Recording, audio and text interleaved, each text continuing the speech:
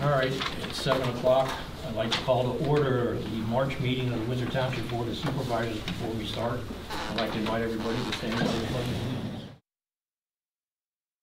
Pledge allegiance to the flag of the United States of America and to the republic for which it stands, one nation, under God, indivisible, with liberty and justice for all. Thank you.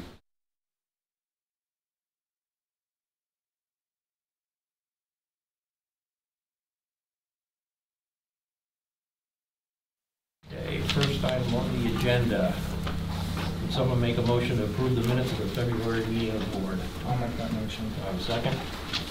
All in favor say aye. Aye. Ayes have it.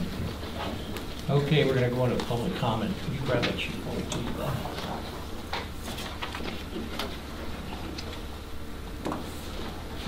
Thank you. All right, first up is Sonia Harmon.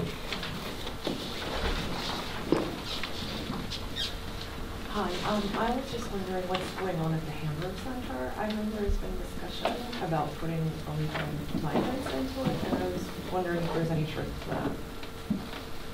No one has approached the township that I know of, and as far as I know, when they closed it down about a year afterward, they had an auction and the buildings were cleaned out. So there's really nothing there other than the buildings. Okay. That's as much as I know, unless somebody else. The township has gotten no official information from the state in reference to what was the center. Okay, thanks. Yep. All right, we're going to switch this up a little bit. We have Rob Brady here, and we're going to talk about the fire company stuff early so he doesn't have to sit through the rest of the meeting tonight. So, Rob, if you want to come up to the podium. Sure. That microphone doesn't work. The microphone's above you. Oh, okay. All right, good. Okay, welcome. Everybody, this is Rob Brady. He was the one that came up with the financial planning for the fire company, and we just had a couple of questions for him tonight. Is there anything you'd like to say up front? No, I'm good to go whenever you guys want to. Okay. There you go. Well, I have a few for you. Sure. Okay. Did you want to give maybe everybody a little bit of an overview of what?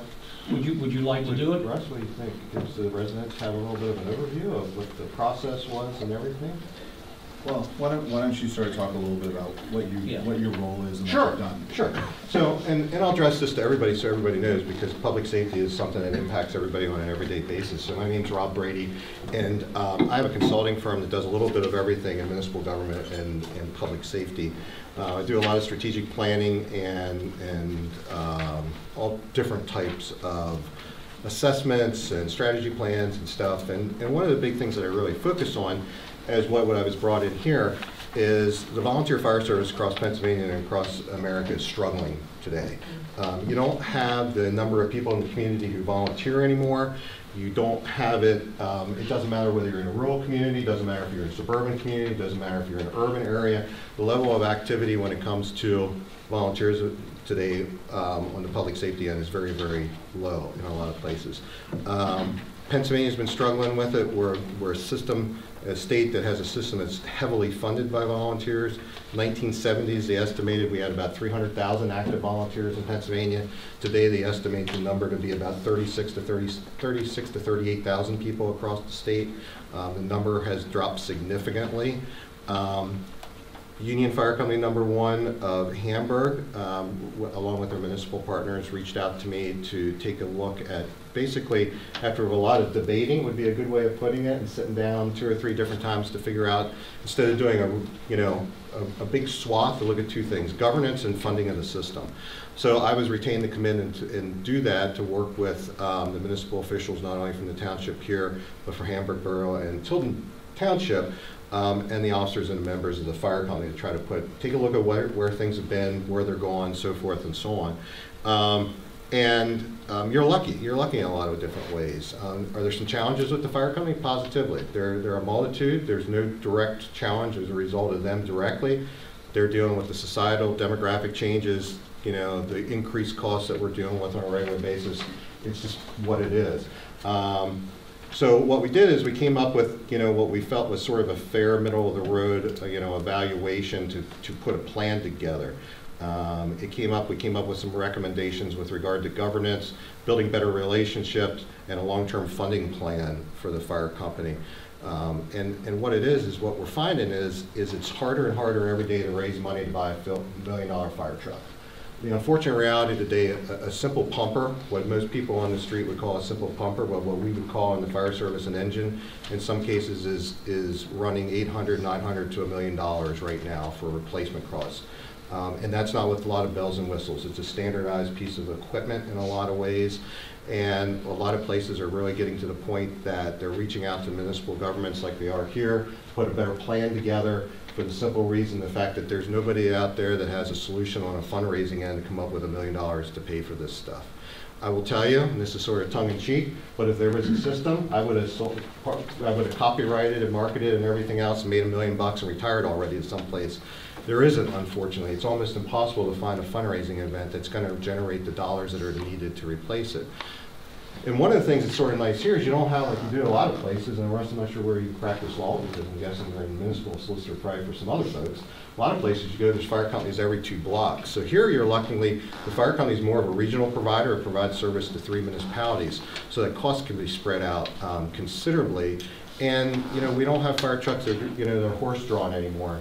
So you truly don't need fire trucks and fire stations every block like you used to in a lot of communities over the years. So we put this, you know, we put this process together, and we've made the rounds. We did rounds with Hamburg Borough Council, met with them, talked to them, met with the folks at Tilden Township, and tonight we're here with you folks. All right, thank you very much. We'll have let the audience ask some questions once we get done with our concerns and stuff. You have a copy of your proposal in front of you? Thank you. Okay, would you turn to page 20, please? I'm sorry, Dave, what was that? 20. 20. Okay, you have 3 examples of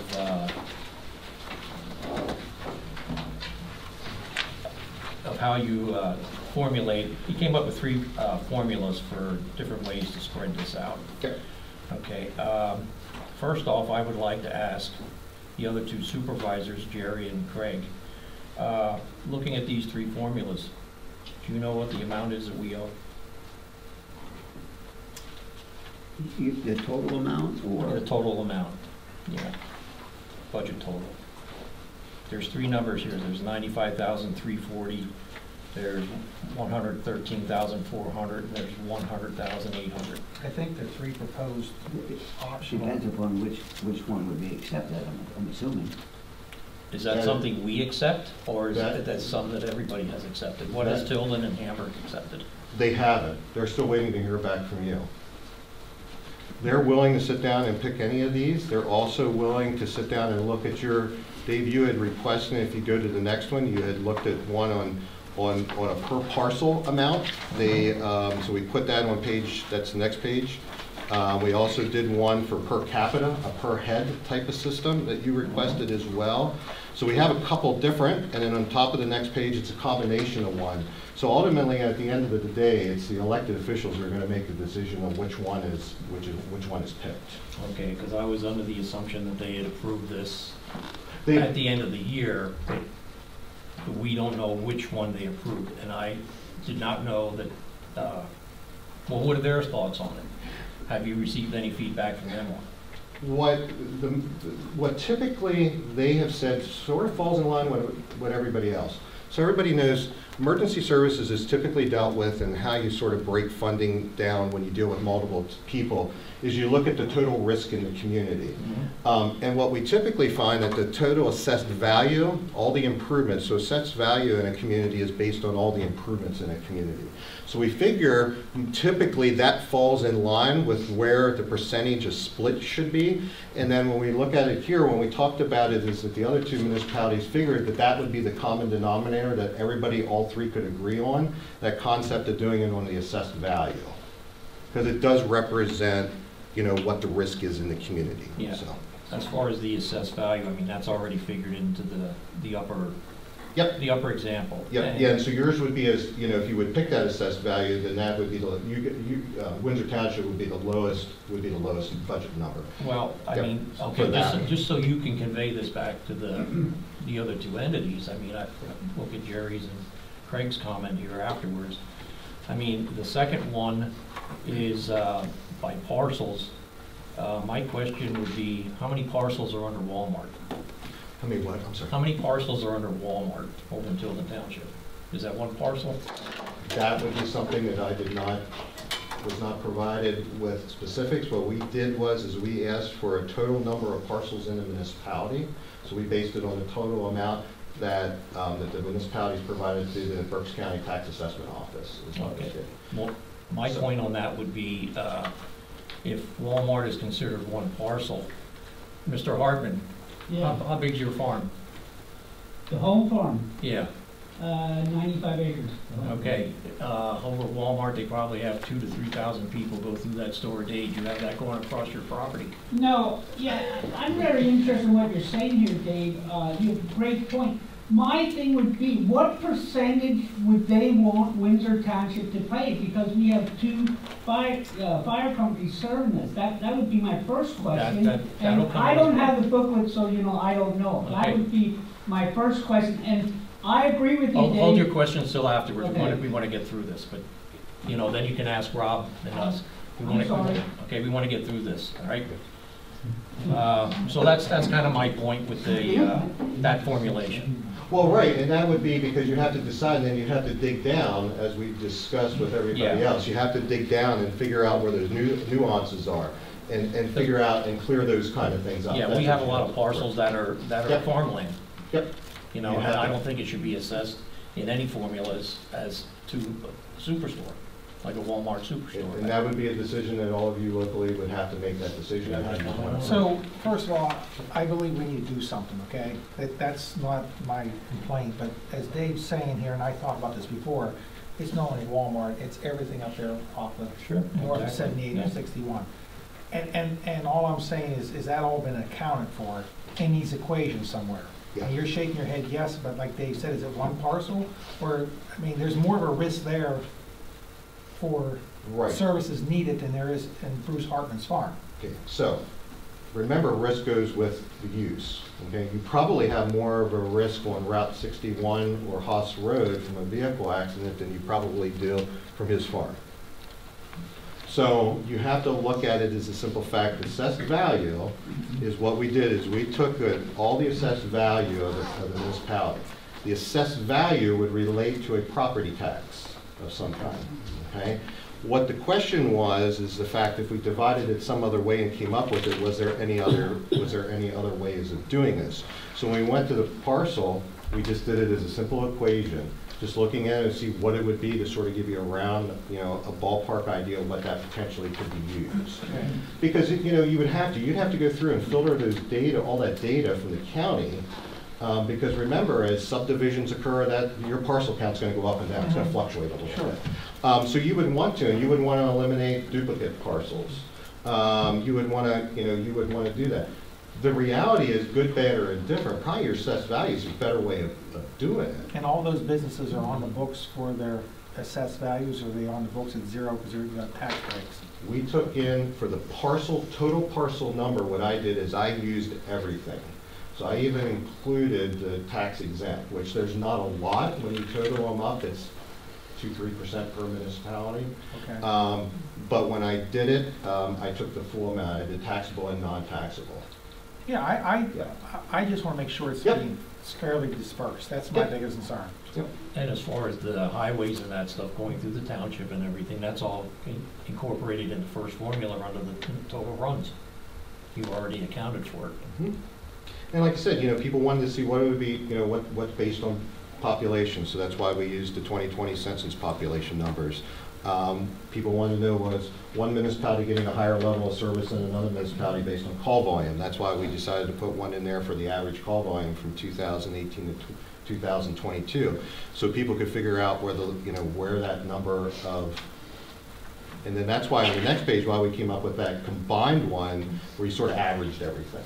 So you came in with that total number, the assessed value of the population, and the call volume, and we came up with an average. Yep. So, Okay, did you have any comment on that? No. Okay. The next item, we have had some talking about the potential income that the field house could make. And I know you don't want to, there's no guarantee there. right. but they have always carried it as income, revenue source for the fire company. If that would potentially happen, we had asked Jared at our December meeting, you know, if this deal would go through, and I hope it does for you guys. You know, I really hope it does because it just helps everybody. But we had asked, did you guys have the discussion of if that possibility exists? We asked if we were going to get any kind of relief if they pull in $150,000, and the response that we got was no, we were just going to keep it. Well, think of it two ways. What we were sort of thinking is there's two different ways so everybody understands, and this is how I always break it down. So we have our day-to-day operational costs, and then what we have is our long-term capital improvements. So the concept was, so everybody knows, I'm sure everybody knows the controversy and everything that occurred with the field house, all the blow up on social media, and you know, change from having just, you know, a couple fundraisers every quarter and that kind of stuff and monthly to a full-time rental, essentially 365 days a year. So what the look was is the concept is that this time, because of it, the potential lessee walked away. Okay, and whether or not that comes back, the fire company hasn't heard anything. Even though the borough has granted relief, the fire company, as a result, went to the borough council through the zoning hearing board, asked for a variance to get relief. It was granted. They have not heard anything back from the potential lessee yet. So as of right now, there's, you know, what the idea was potentially, because you don't know with what that dollar amount may be, sort of the idea was where that could fill in the holes was the capital expenses, you know, those long-term capital expenses. Because you're talking about, just so everybody knows, the fire company has, we're looking at reducing the fleet of apparatus for some cost avoidance. So they're not going to have as much apparatus in the future as what they do. Okay, and a lot of that is driven by the number of members that they have. So we're looking at it as the fact to streamline the system. But they have two things that are sort of anomalies that I don't always deal with. They have fire apparatus that are primarily four or five pieces of apparatus that are that were manufactured by manufacturers that are out of business now. Okay, one of them, they were loyal to the hometown organization, Hahn Fire Apparatus.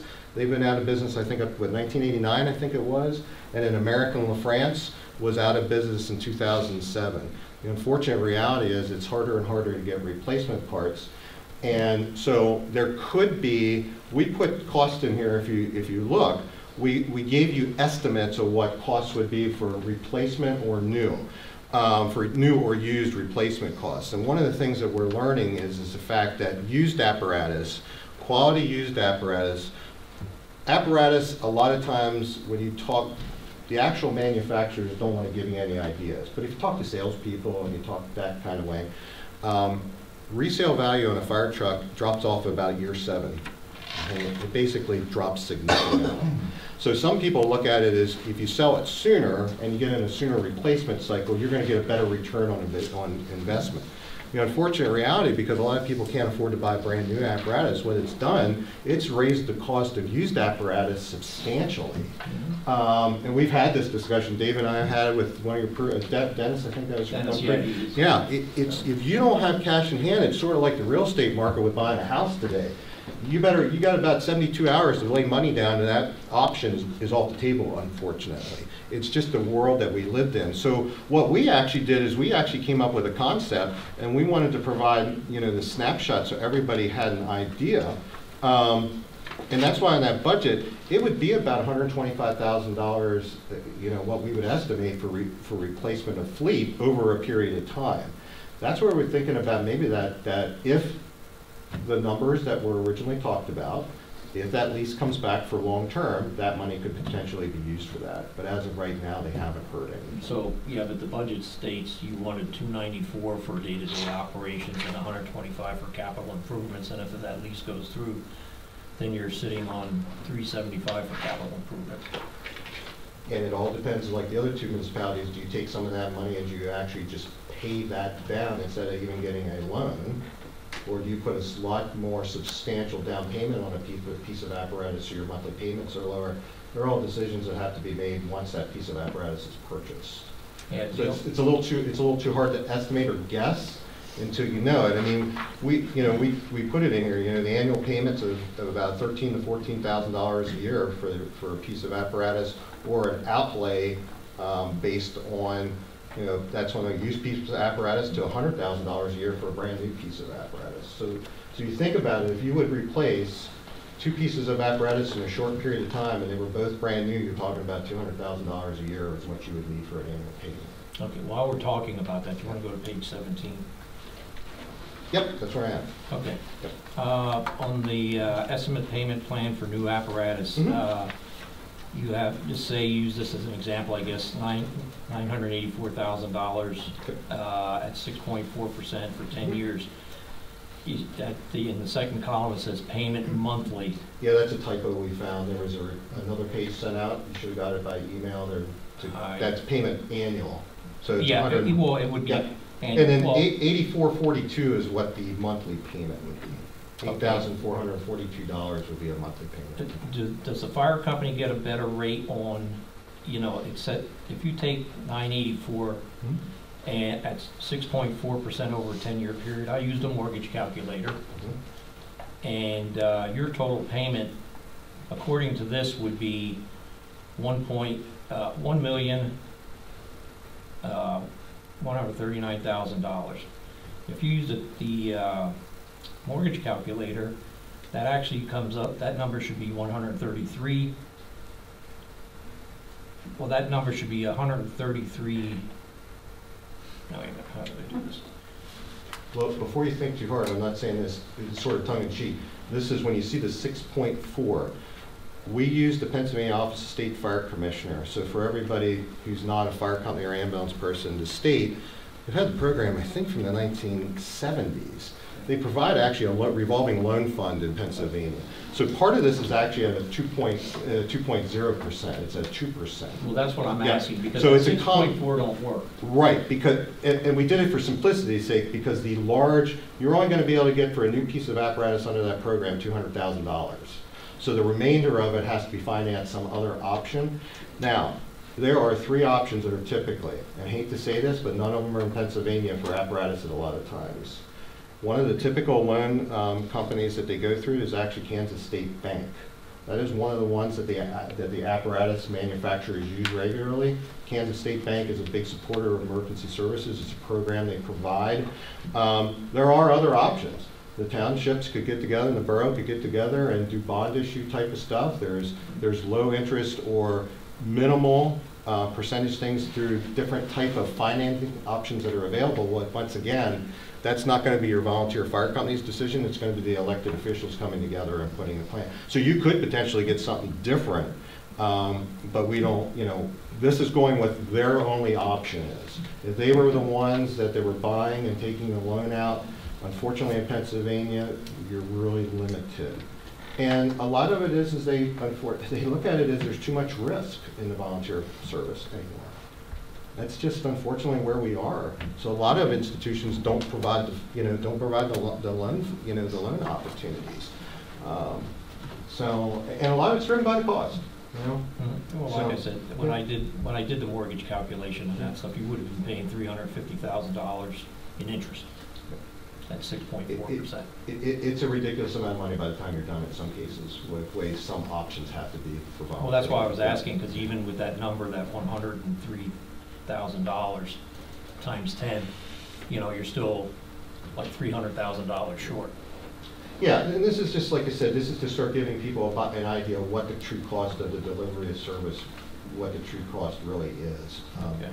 And, you know, it's not cheap, unfortunately. Yeah. We've all agreed that's the unfortunate reality we're dealing with. It's just not cheap anymore. So. Any comment on that? Anybody here? Anybody else besides these 2 guys firemen? Okay. I mean, I hate to admit it, but I've been in this 30+ years now. When I started, like one of the first years I joined, we bought a brand new pumper. It was $69,000.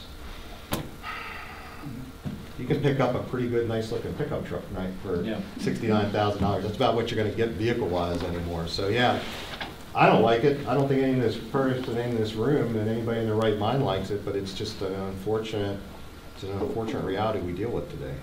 So. Okay. Can you go to page 30, please? Yep. Since we're talking about trucks. Yep.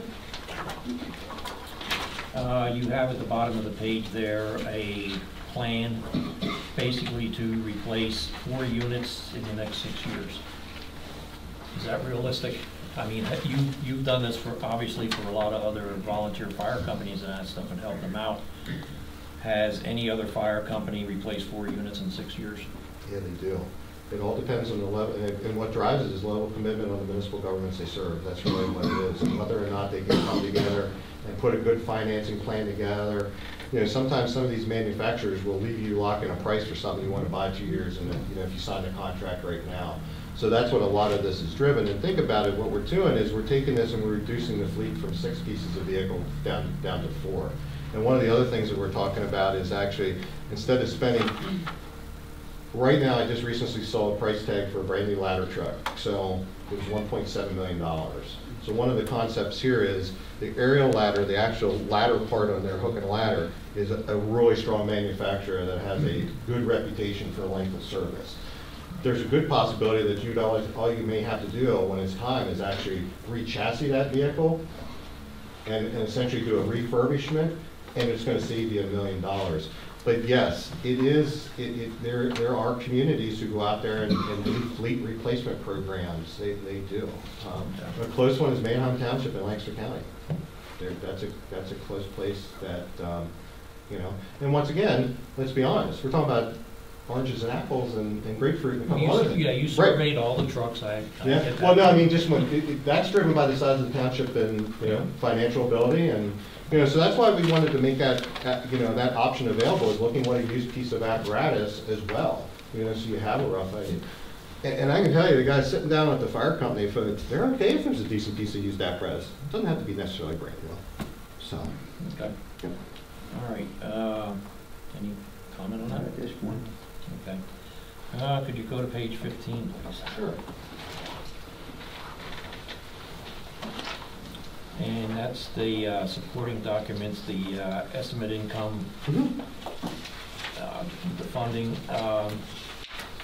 You basically, the numbers that we've been given, it's $294,000, $294,500 for day-to-day operations. I had asked Scott to email me a copy of the 2024 budget, and in their budget, it was revised on the 14th of last month. They have revenue as $284,000 and expenditures at $280,000. And why is there a difference between what's in here and what they actually budgeted? I think real simple, because we put these numbers, and this was rolled out in November, and we had it pretty much figured out in November, and I will give Scott credit. You could never pay me enough to be a treasurer of an organization. He stays on top and does a pretty good job of projecting as numbers come up and come down.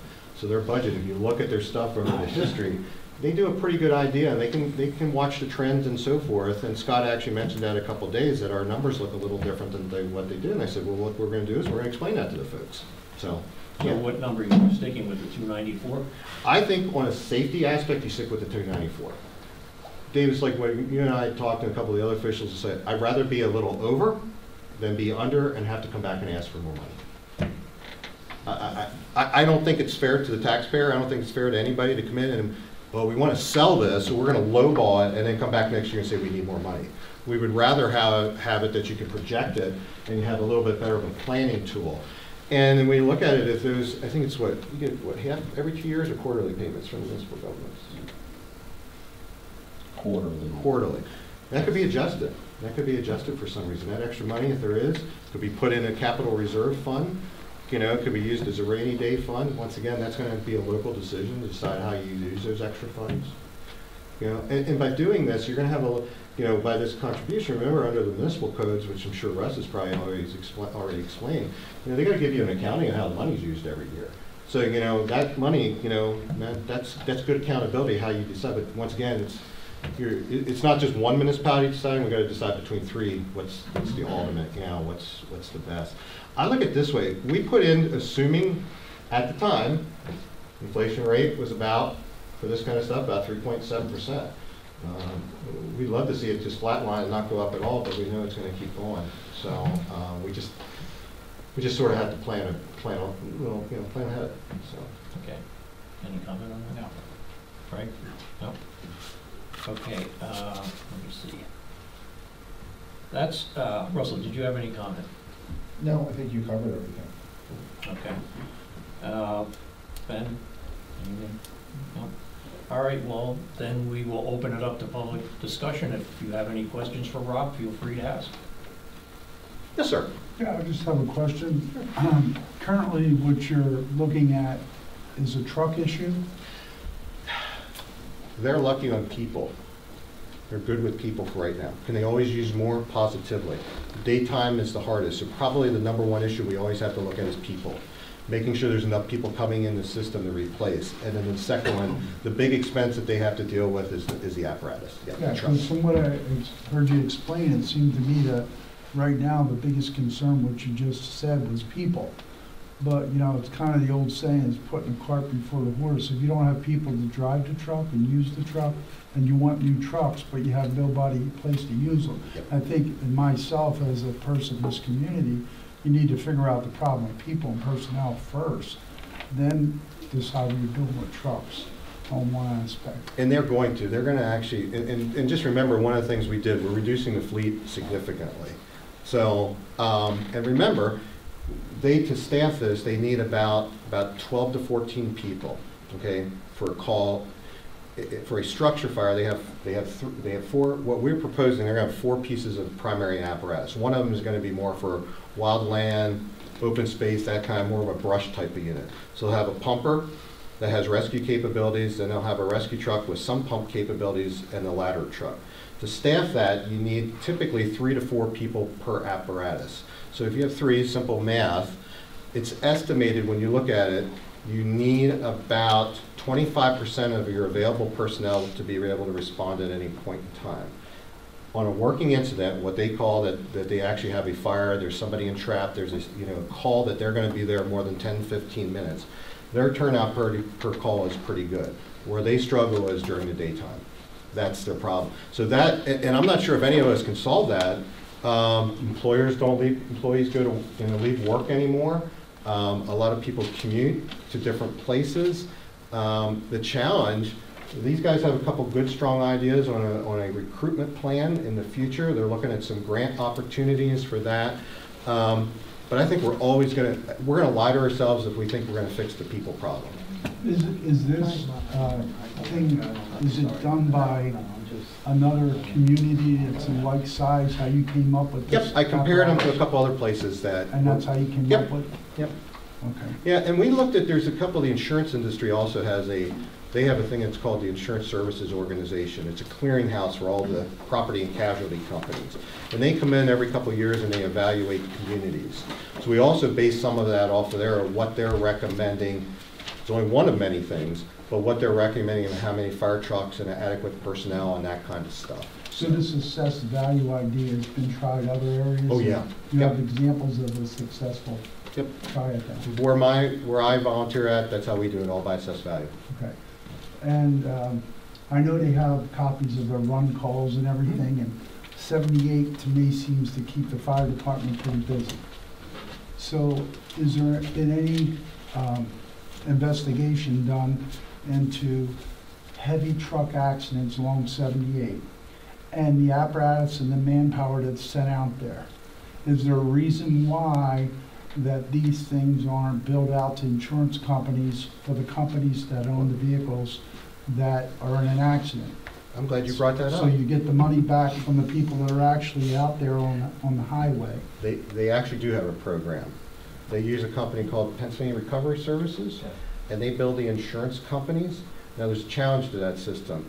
That money is it's a highly fluctuating number based on how many accidents you have. That's the good. So if you have a slow year, your amount of income from that is very low.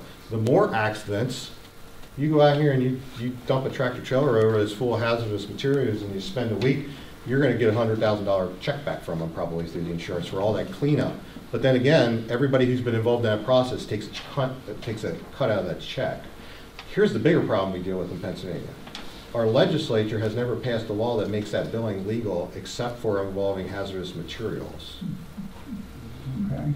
So when they send that bill, there is no legal reason, there's no enforcement capabilities by anybody to say to that insurance company, that vehicle insurance provider, to actually pay that bill. So they're just sending something out, hoping somebody gives them some money. So I think one year you had like 13, I mean, we look back a couple of years, one year it was like $1,300, and the next couple of years later it was like around $30,000. It really varies, and what we're starting to see, the unfortunate reality is some insurance companies are getting smart and saying, we're not paying anymore, because there's no law in Pennsylvania that says they have to pay. So once again, if we could convince the legislature to say, yeah, you know, heavy truck accidents on interstate, even on Route 61 or coming through Main Street in town, that they could send a bill for, but in a lot of ways they can't. But the bigger problem is a lot of these places, and you're starting to see, I just received a copy, it was a municipality in south central Pennsylvania that got a threatening letter back from an insurance company, basically said they were going to take them and litigate them if he would try to collect this bill, because can't collect it in Pennsylvania. Well, I think it's according to who's billing it, whether it's billed through the towing company that did the job, or if it's billed directly through the fire department. And I don't know who in the fire department, especially the volunteer system, would come up with a bill and bill it. So that's why they use a third party to do that. And the company that we use specializes in fire service billing for accidents, and they're actually local. They're out of Whitehall. We have done very well with this company, but we do know that at any point in time it could get yanked out from underneath you if the legislation is pushed. We do religiously bill for as many accidents as we possibly can during the calendar year. Oh, so that's inside your numbers? Well, yeah, we have a resolution for that. Yep. And all three of them. And we just updated it, at the beginning of the year, I think. Yeah, they updated the fee schedule, so we have it in a form cost schedule, so you're not taking advantage. It's not like they used to do at FEMA where everybody got flooded, they jacked the rates up. This standardizes it with anybody in the region who they use. It's all the same billing scheme. So it's not, it's universal. Nobody can claim that it's, favorable based on the tax info or anything like that. It's a favorable number, and we're going to try to bring that up tonight to hopefully just get it adopted to today's, fees with the inflation that went up on everything. So there has been revenue drawn from the accidents on the highway. Okay, because that's a problem I have if you're going to assess the residents and you're out on the highway doing these accidents, and we're going to pay for the trucks that are going through, and the insurance companies aren't paying for it. Like I said, we make every effort to try to to invoice for it. It's just we don't know. It could be a $2,000 bill. They may choose to only send $800 back, and then it's prorated off of the length of how long it takes for collection. They get their percentage, and then we get the rest. So we're already pulling the statistical data off of our NFIRS reporting that we have to do with the state. So every call we go on, we have to document. So the data is there. We're filling the form out, and it's a pass over to them for them then to deal with the specialized recovery aspect of it. So, and because they're in the industry, they hold more clout than just Union Fire trying to send in a handwritten bill. Everything's prorated. It's equipment logged. The photos are there to document everything with the spill expenses, equipment, things like that. So. Okay. All right. Thank you. Welcome. Thank you. I just have a clarification. So Dave, did you say that there is a resolution that each of the municipalities have to bill? Yeah, and we're gonna update it. There was a request to update it. Agenda for tonight. And we're gonna vote on that tonight. So wouldn't that be, so if you have a resolution in place in a municipality, isn't that legally enforceable that they wouldn't have much of a choice? You forget about it from the state level. I mean, I would. There's a law that covers it. I mean, That's what they trying to get what we can any way we can. It's the typical, it's the typical, if there's not enough stuff to back it up, people don't like paying for anything. Right, but. Yeah. That's the argument that they continuously give for not doing it. Yeah, and I'm sure the insurance industry is backing. Well, since we're being recorded, we'll be nice and we'll make ourselves, on some personal input of what maybe some of us in the room think. I mean, obviously, Russ is like, insurance company has an odds liability expense and chance they get. But if it's, I would think that if it could be enforced through legislative action, They have to do it, yeah. They have to do it. Yeah. In other words, you have an accident in our township, and you use our resources that the community pays for, well, there's a bill, and we'll take you to court to. Lobby your legislators. You know, I would think that. It's been an ongoing battle about the billing, billing for services, just no different on the ambulance side, same thing. It's always a, debate back and forth, and, parties who have interest and stuff, and, what happens and stuff. I think it goes back to what the chief said. What you want to have is you want to have a fair system that they're actually truly paying their fair amount. Right. They're not getting gigged over the whole thing.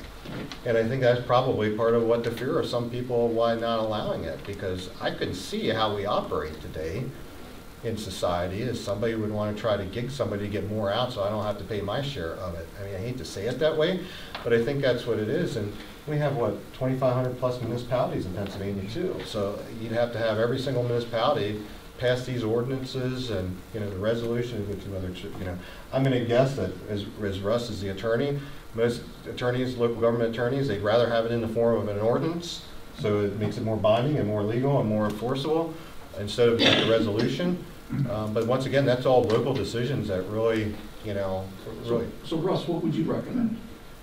Well, first of all, just to be clear, we have an ordinance in place that allows for the billing. We have one for the Hamburg Fire Company, and we have one for the Virginville Fire Company. That ordinance says that that the board can adjust the fees and the fee schedule by resolution.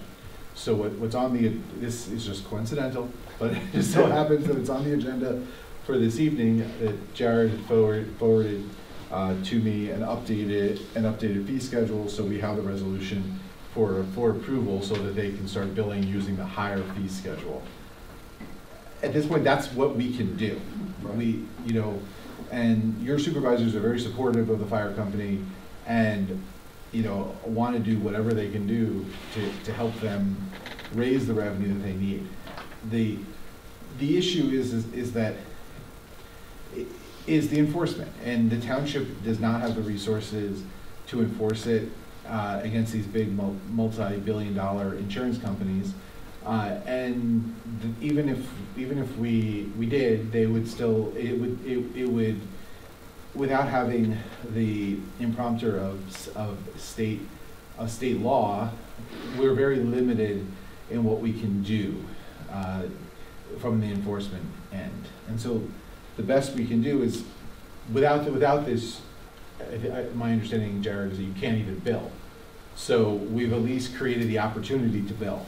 But, and this is not new. This is, I think the original ordinance is at least 2 or 3 years old. It's older than that. Is it older than that? Yeah. Time just flies. As they say, get while the gettings are good. So the unfortunate thing is, though, if the legislators start cracking down on the lobbyists in the state and they yank it out from underneath us, I know that I can tell you we've made every effort to at least collect as much as we can for as long as we can to help with minimizing, and to gain some type of recoupment for services. So it may not be $1,000 per run, but if it's at least cutting some of the operating expenses a little bit here on things, it's better than nothing. So, and that's something that our officers, we take that very seriously, that if there's money there we're able to collect, we're going to make an effort to make sure that we collect it back. So we've been doing that. We will continue to do it for as long as we're able to. So. Because, as this gentleman has said, the users of the services are the ones that should be paying for it. Well, and Dave, you don't care. I mean, this is a good discussion. I don't want to jump to anybody else because I just want to talk about one other quick thing that we put in here. Anybody else have any questions or bring us other? Do you have any questions, Bruce? Yeah, I do. What is the breakdown between Virginsville and Hamburg Fire Company and Windsor Township? Do you know, is it 50-50, 60-40? It was what, 70-30? And it'd be closer to 70-30. 70-30. The Hamburg Fire Company's going to think I'm picking them. I'm not. That's one of the. I heard nothing from anyone from Virginsville. I know some of those guys. I know some people from up at Kempton, I know from Kutztown, I know from Topton, and I've heard nothing like this from any of those. Is this something new, or what is this? I don't get it, and I don't think Windsor should be hit as hard, but if you're going by assessed value of what they cover in the township, and you go by assessed value what's in Tilden, and you go by assessed value what's in Hamburg, we should definitely be the lowest. What always usually happens with this stuff, though, and you know this, like in the state, when you tax, okay, the rural people get hammered every time, and most of the tax money will go to Philadelphia and Pittsburgh. And I'd hate to see that happen here, that the rural person gets hammered more than like you said, Cabela's and all those over there. And that's why maybe his assessed idea would work if it's done properly. Let me follow up with that. So let's address that. The numbers in this chart is the whole township or 70% of the township? I put the whole township. Okay. I put the That's, whole that town. points to his, Right. it points to his point there. Right, and here's part of it as well. Yes, yes. Okay, Yes, it's so as a result of this, we did the same thing. Tilden is, we looked at the whole township as well, and we didn't want to slight anybody, so Tilden has agreed they're going to up their funding increase to Charlottesville as well. And it's the same stats, like you Same- said, the 70, Yep. yeah, it's the same stats. Yep, same, so we took that into consideration. And Bruce, right? Bruce, is that right? Yeah. And you're right, if you Call would me use. whatever you want. I'm sorry, what? Call me whatever you Oh, want. that Bruce is good. One of my best friends, who's like my sixth cousin as well, is Bruce, and he's okay. So you sort of look like him too, but that's beside the point. But no, if you did the assessed value, you would be the lowest. It'd be 24% of the total amount. Yeah. So Windsor would be the lowest by using that. Because that at least seems a little fair. Yeah, we are the lowest.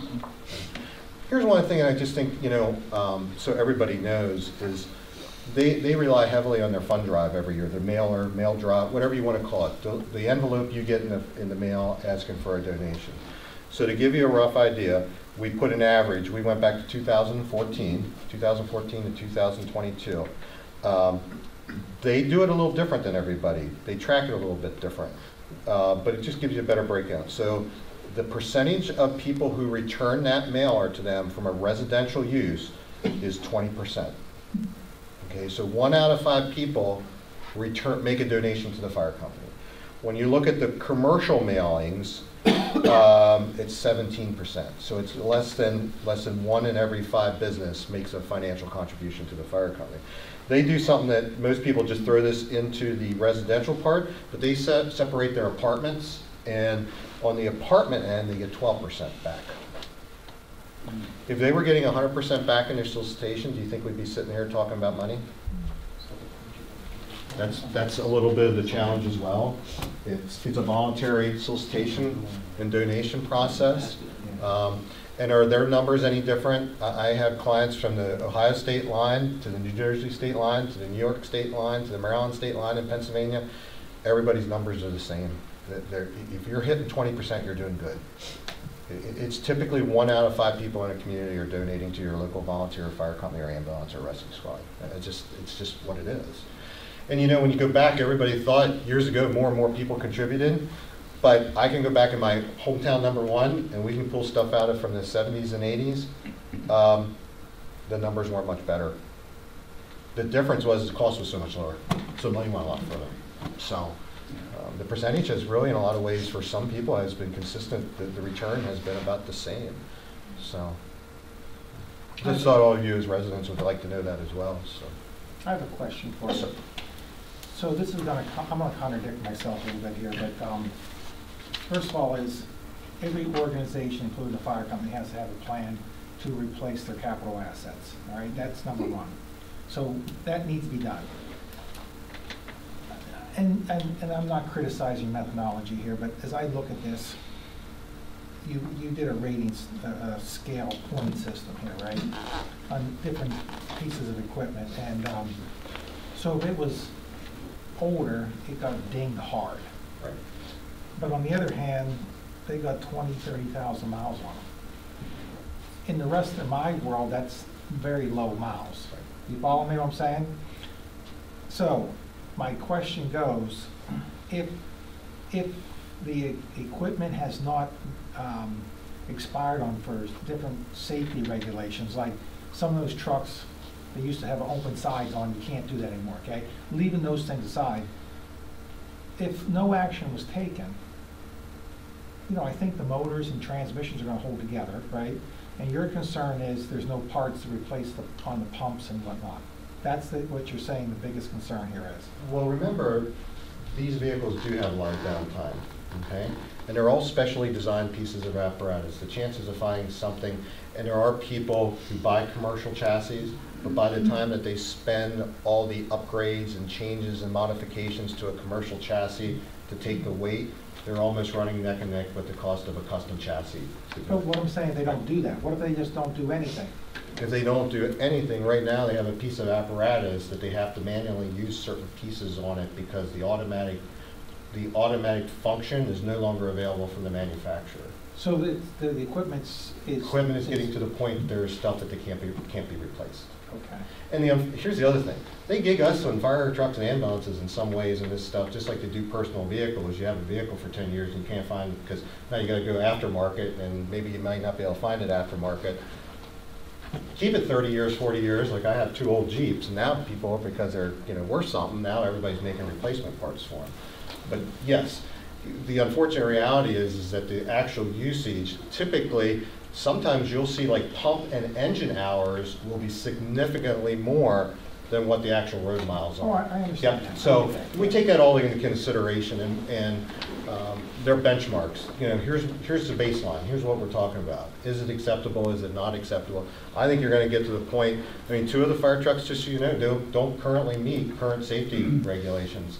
They have open cabs. Open cabs no longer they haven't been permitted since I think sometime in the late 90s, early 2000s. That manufacturers don't manufacture fire trucks with open cabs, open seating anymore. Right. So, what I'm saying too is we're going to start saving money to buy trucks. Is the residents at risk because the equipment, there's no parts to put into the current vehicles? I think you're going to see that with their American LaFrance apparatus that they have. I think you're going to see it. Hahn built tough fire trucks. They were a lot simple you don't have all the electronics, you don't have all those other kind of things that you do on more newer.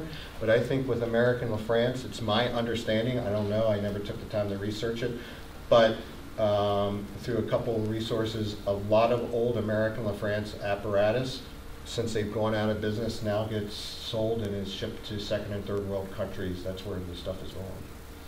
So you're getting to a point, that's what we typically see a lot of times with manufacturers of varying things that go out of business. It's hard to find it locally anymore. So American LaFrance made good apparatus for years, but the reality is that they're just not in business anymore, and finding it, and because it may get to the point, and it's probably soon going to, you're going to nickel and dime yourself to death.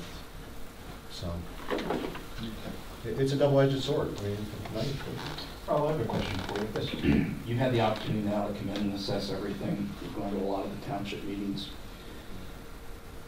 Based on what you know, I think that there's 2 priorities. This gentleman to my left here had said, you've got the equipment, and then you've got the people, okay? And obviously you're gonna have the people to run the equipment.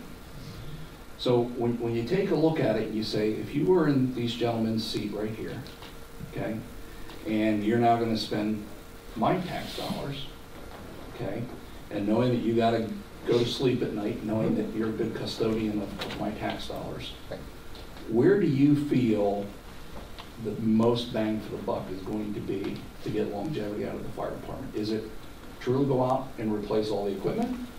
Or do you sit back and say, geez, maybe we don't have enough people to run all this equipment? I look at it as actually, I think they happen both at the same time. I think you put that apparatus plan together so you can plan, so the municipal government, so the taxpayer knows when that bump's going to occur. Plan it over a period of time.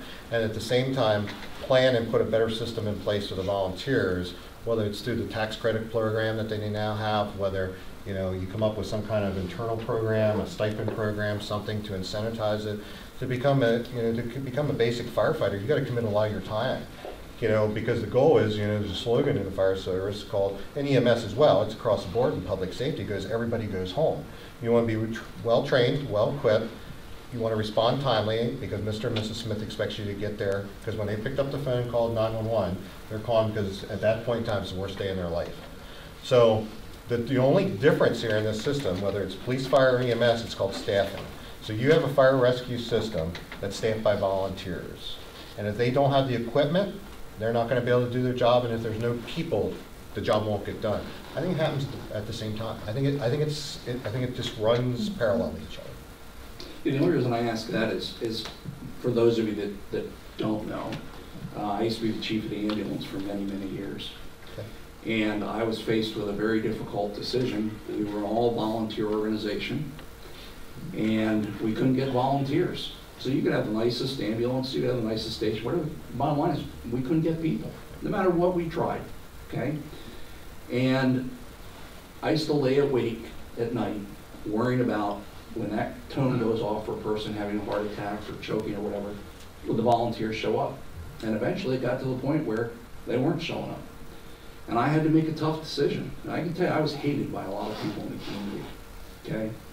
I had to make a tough decision. What do I do? And we had to go out, and I'm going to use this dirty word, we had to go out and we had to pay people, okay? And it was a necessary evil, because I could, in good conscience, I could not be the person responsible for making the decisions, and knowing that the person who was calling for 911, and they weren't getting a local ambulance. They were getting an ambulance from Leesport or Muhlenberg, and to quote the American Heart Association statistics, after 6 minutes without oxygen, you're dead. Okay? You don't even need to send the ambulance. Send the coroner. Okay? Likewise, I think when we take a look at it here with the fire department, my house catches on fire, I want the closest fire department to come. I don't want to have to wait for Leesport, or I don't want to have to wait for Kutztown, or whatever the case might be. All right? We're not talking about, you know, the garbage truck. You know, if the garbage truck shows up an hour late, we're talking about life and death type of situations. So to me, this is just me, I'm a supporter in getting new vehicles heavy, okay? But I can tell you the thing, and I see the number of hours that these guys put in, okay? And if my wife was sitting here today, she'd be the first one to tell you, okay? I nearly lost my wife, okay, because of the amount of hours that I put in volunteering, okay? I worked 3 full-time jobs, and I'd come home and I'd volunteer every single night. There were days that I was so tired, and I'm sure these guys where I didn't even know what the heck I was doing to function, but I did it because the community counted on me to do it, okay? I'm gonna say this, and I said it before, this isn't a fire company problem, it's not a Dave Mazeka problem, it's not a Windsor Township, it is a community problem. And the community needs to wake up and realize, if you pick up the phone and you call 911, what do you expect? Okay? Well, guess what? Some tough decisions have to be made. Okay? Because I don't know about you, all right, but I'm not getting any younger. And when I have my heart attack, okay, I want somebody to show up and save my life. God forbid my house catches fire. I want somebody to show up and put that fire out. Okay? And if I've got to pay a little bit more money to get that safety and security because the volunteer days aren't there, then so be it, okay? And if I don't like it, and I'm okay with risking my house burning, well, then I'll move to another municipality where I don't have to worry about that. But I don't think there's a person in their right mind today that if you were to ask them, what would you want? I know what I want. When I pick up the phone and I call 911, I expect somebody to be there to take care of my need, because you cannot put a price tag on it. And guys, what I'm going to share with you, okay? And Jared, if you don't mind, I'm going to call you out specifically. This guy gets grief every night from his family because of the amount of time and energy he puts into it, okay? I praise that man every chance that I get, because I know that if we didn't have a volunteer chief, okay, we'd be in trouble. Because there aren't people throwing up their hands to volunteer. They're just not there, guys. I'm telling you, somebody that sat in your seat. I was a Hamburg Borough Councilman. I sat there. I had to make these decisions. Okay? I'm a businessman now. I make these decisions. Believe me, I don't want to spend one more dime than what I have to out of my family coffers. But I can tell you what, if it helps me sleep better at night, and it helps my neighbors sleep better at night, then darn it, we need to do it. Well, we're certainly not against it. I mean, I hope we didn't put out No, that impression. no. While you have the floor, stand up and introduce yourself. Okay. I'm Dave Macbeth. I've had to start off as a volunteer firefighter with SHUI back in 1982. Took first aid and CPR, got bit by that bug, and then moved over to the ambulance and did that for many, many years. And I was a career paramedic firefighter for the city of Allentown. I retired at the captain level and went back to school, and now I run a private equity capital investment firm. So and I was a borough councilman, in Hamburg. So a lot of you probably know my brother Steve here in Hamburg. My dad was the assistant superintendent of the school district for many years. So I'm invested in the community. I feel that I have a very good background to represent, what we're talking about here. I'm a straight shooter, guys. I'll tell you exactly the way that it is. I'll tell you where you don't need to spend money. I'll tell you where you do need to spend money. I'm not snowballed easily. I've given these guys some tough love when they needed some tough love. But I do it ultimately because I care. And that's what it comes down to, so. And the reason I had him introduce himself is because without any objection, he was asked to be our representative of Windsor Township for the, as a civil or a citizen member. Basically, you're a representative. Yeah. I'm representing you guys and the community. Does anybody in the audience have any questions for him? I do have one question. Where exactly do you live? I don't know. Oh, I live in Edinburgh. Okay. Yep. That was my only question. Yeah, but Larry Ernst's dad, if you know where his land is down. Yeah. Like I said, Dave, the only thing I see, just make it that it's fair, equitable and decide fair. which formula we're going to use that we feel is fair. And then once that is decided, once we have a number that we're all comfortable with, then we'll figure out how we're going to fund it. That's our job to do that. I just have one other question.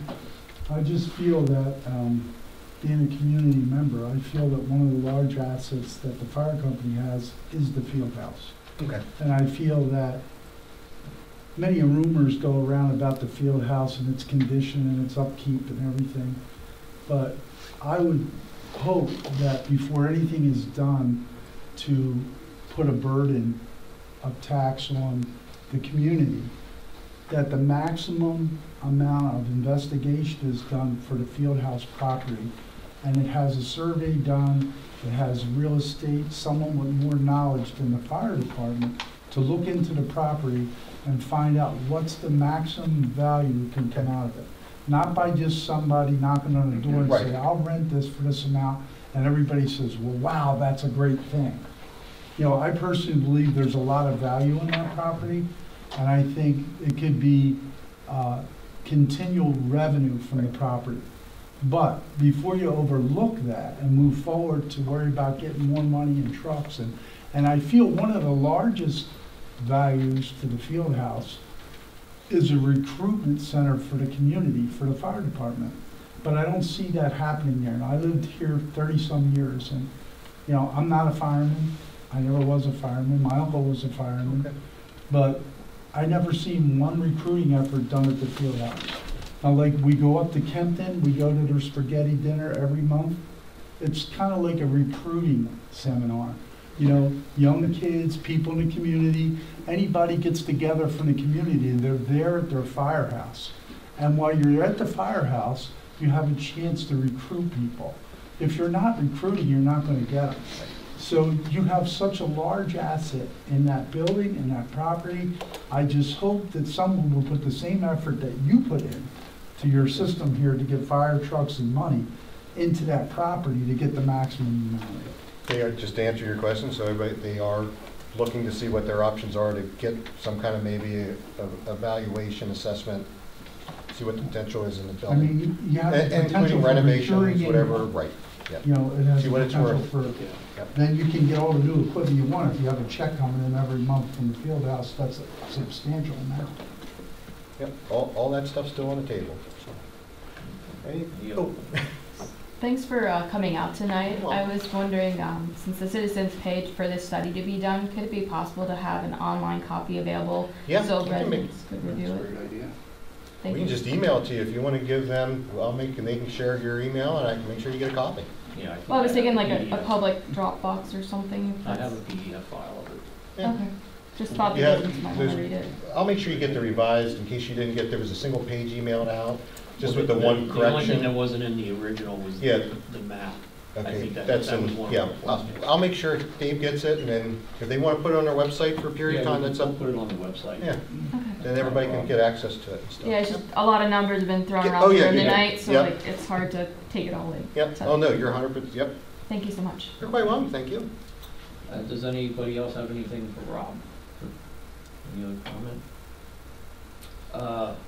While we were on Mr. Macbeth's name, for the Rescue Advisory Board members, I had asked this the other week, or the other month. Who are the other members that are on this? Could I get their names, Jared? For the community? Yeah, you have a fire company active member. Who would that be? It would be So you're gonna have the fire chief, okay, which would be me. Well, you're down here as the fire company fire chief. Oh, the residents, okay, I'm sorry. It's Greg Kozlowski for Tilden, Yeah. okay, George Midden for Hamburg Borough, Yeah. and then Dave Macbeth for Windsor. But who is the, I'm looking for the voting members. You have fire company active member, fire company life member, fire company executive officer. So we haven't gotten that far yet, I believe, in it. We've started with the community aspect. The next aspect would be is to have that in play. If you would You're gonna like do that us at the April meeting? If we could do, yeah, we would have to run that through, I believe, our business meeting and then have those votes decided. Okay. So I would say between April and May, we can get to that, just depending on how the meeting stats fall.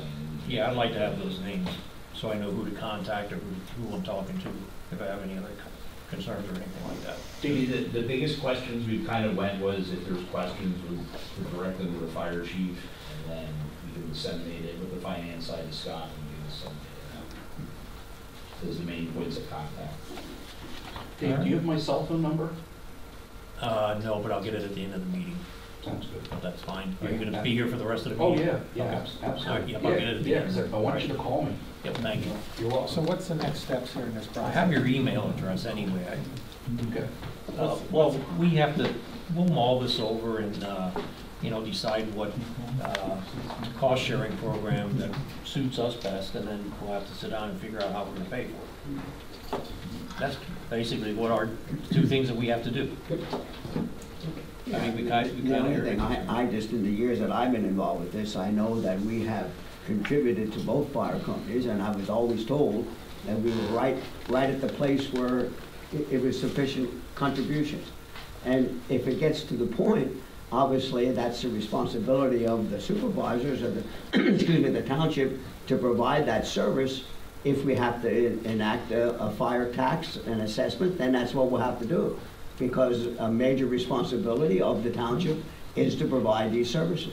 Yep. So we'll just have to see where we can go with this, but that's going to be our responsibility. I want to commend you gentlemen, and I want to commend all the other municipalities that have stepped up. Okay? I can tell you, when I was doing this for the ambulance, basically it was, it's not our problem, you don't have to worry about it. And that's a sad feeling as a volunteer community person when I went to the municipalities and everybody, yeah, not my worry. You know what I mean? So I commend you guys for stepping up and saying, you're right, there's a problem. Oh, yeah. We're gonna help, we just wanna make sure that it's fair. So Exactly. kudos to you and kudos to the township folks that you guys are supportive of this. Because it's not gonna go away, guys, it's only gonna get worse. Yep. So, All right, does anybody have anything else for Rob? If not, I appreciate you coming out If anybody tonight. doesn't like talking in public, whether there was a camera here or not, a lot of people don't, follow me out, talk to me out here, good.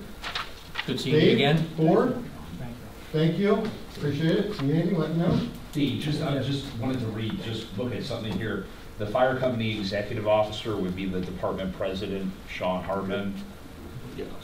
And then all the trustees also sit on the advisory board, so that would be Kevin Hartman, Matt DeLong, and Craig Chappelle as the trustees of the organization. We could pick a regular active member to sit on board, but out of the list I gave you, they're also life members, so I don't know, do you want to fill it with a separate individual, or could they be dual roles? What would you have in mind? We could pick one of the trustees. I mean, it could be Kevin for the life member, but he's also an executive officer. But he's a trustee, so. Well, you guys know. We'll figure that, yeah, we'll figure that out. Figure it out. But, yeah, I could at least give you that, so. All right. All right. That was a good discussion. So nothing else on that. We're going to move on to the rest of the meeting. We'll move on to the reports and financial status. Okay, excuse me. If you have a handout, the last two papers in the handout show the status, financial status as of today. Again, just not to spend a lot of time, but of course the main source of income is line item 310.21, earned income tax for the first 3 months of the year.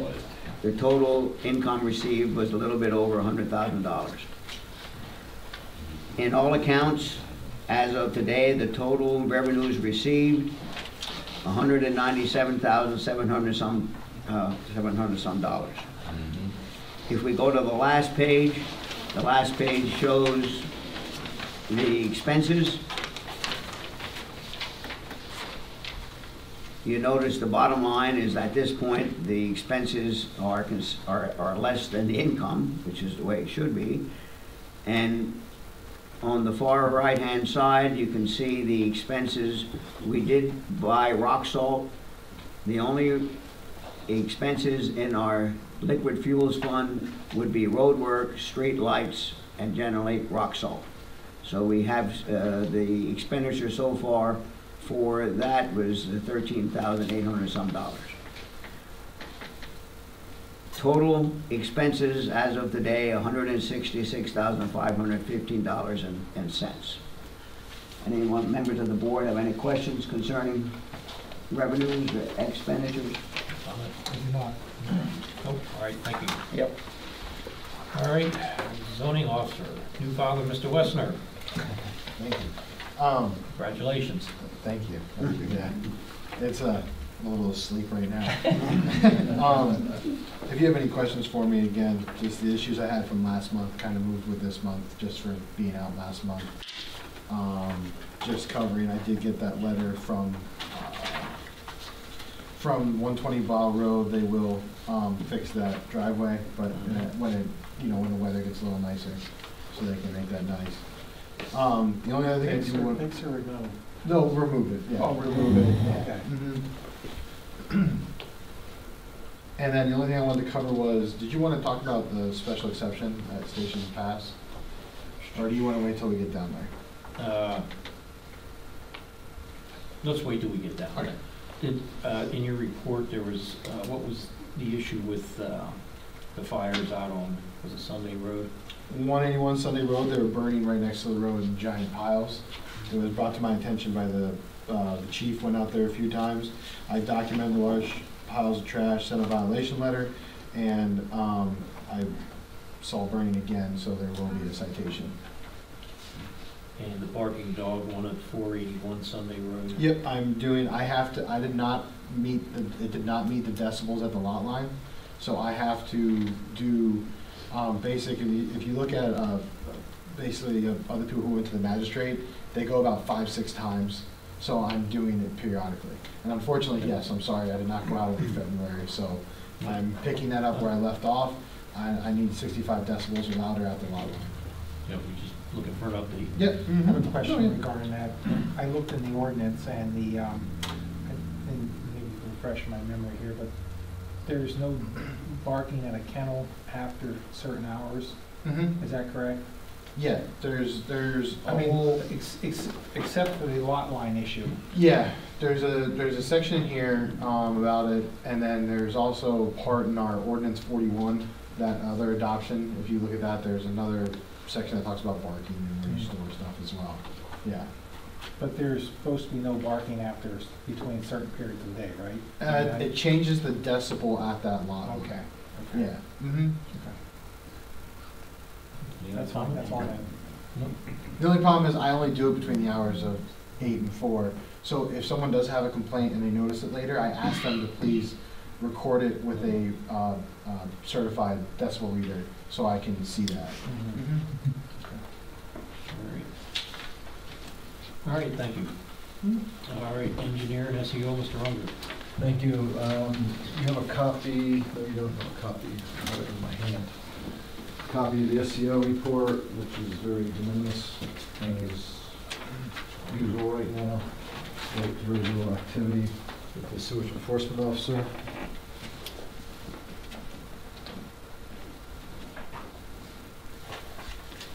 Other items for engineer under old business, the Pine Street project bids were received.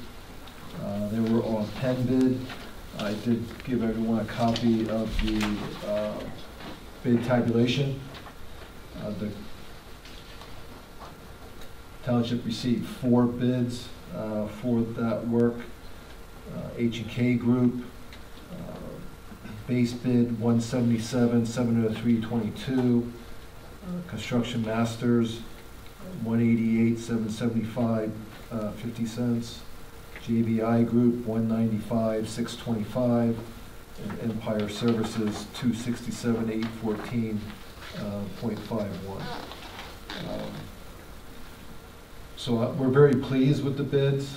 You'll see that there's a base bid, which is the numbers I just read. And then we also did, as an alternate items, additional paving to go out from the culvert out to the intersection. When we, Ben brought to our attention the rolling of the plow, so we put some additional paving, and that is the alternate bid item that you see there, which is not really significant, No. in my opinion, anyway. So the first motion I would ask, since they were received on pen bid and you're receiving them here at the public meeting, is to accept the bids in accordance with the tabulation that's been provided. So you're going to accept. If you want to the do bids. both separately, I mean, You're just accepting, all you're doing is accepting them. You're accepting them. make the motion that we accept the bids. Mr. Chairman, I have a second. No. Okay, good. I'll second. All in favor, say aye. Well, before I We're say just it, accepting the bids. I know, but I just want the public to know, I think we're buying a fire truck here, but anyways, I'll second it. All in favor, say aye. Aye. Ayes have it. Okay. Do you have any comment on the alternate bid items, Ben? Your recommendation? Yeah, because the way that drops in there, it is a pain to plow, especially when we're going When you're coming across off.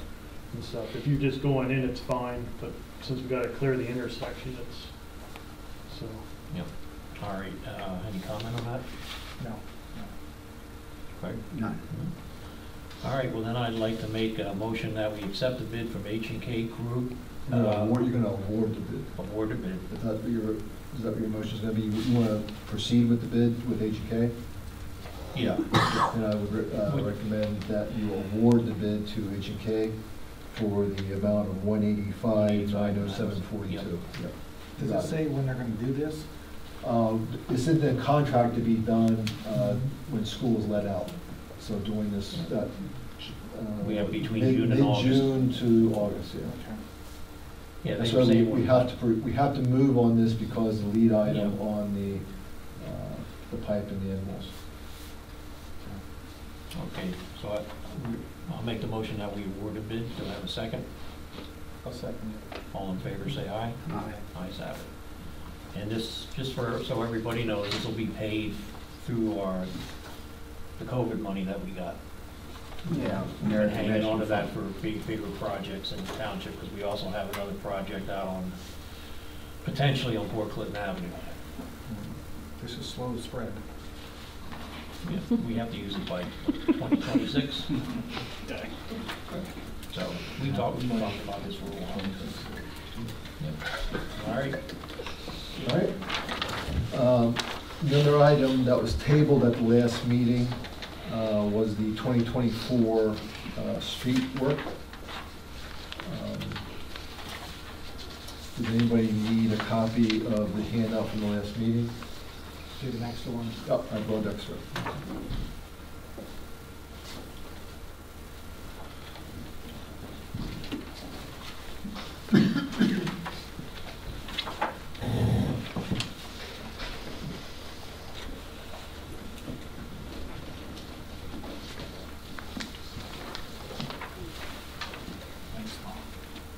Yeah, I got mine.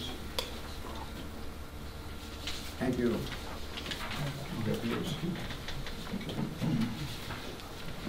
All right, I have a question for Ben. Are these set up pretty much in a list as priorities? Would you say the Sunday Hesplau is, needs more attention than the rest of them, or what my point is, I'm looking at the total cost and that stuff. And, this year we're gonna have to figure out how we're gonna support the fire company and that stuff, and I don't see that we can do all this and do that as well. How's the fire company gonna get there if you don't have good roads? No, I'm But no, asking your condition, your opinion. Those are the roads that have been left go the longest. So, Hess hasn't been touched since 2001. Plow was in 2006, and so was Sunday. Okay. So that would be, in your opinion, So- the priority. We're way past our efficiency on the roads. We're way behind on our roads to keep them up to date, but we chip at them little by little. I mean, that's all we can do, is we're gonna have to, come up with some money for the fire company too somehow. Well, one of the things is, if this follows through, we were anticipating that the Pine Street project would use all of the American Rescue Fund monies. If Yeah, we have everything more than follows that. through with that, Yeah, we have more than that. the total that we have at this point is $260,000. So we have the better part of $100,000 that we would be able to utilize from that fund on these roads. Is that, where are we at with Port Clinton Avenue, Russell? Is this gonna require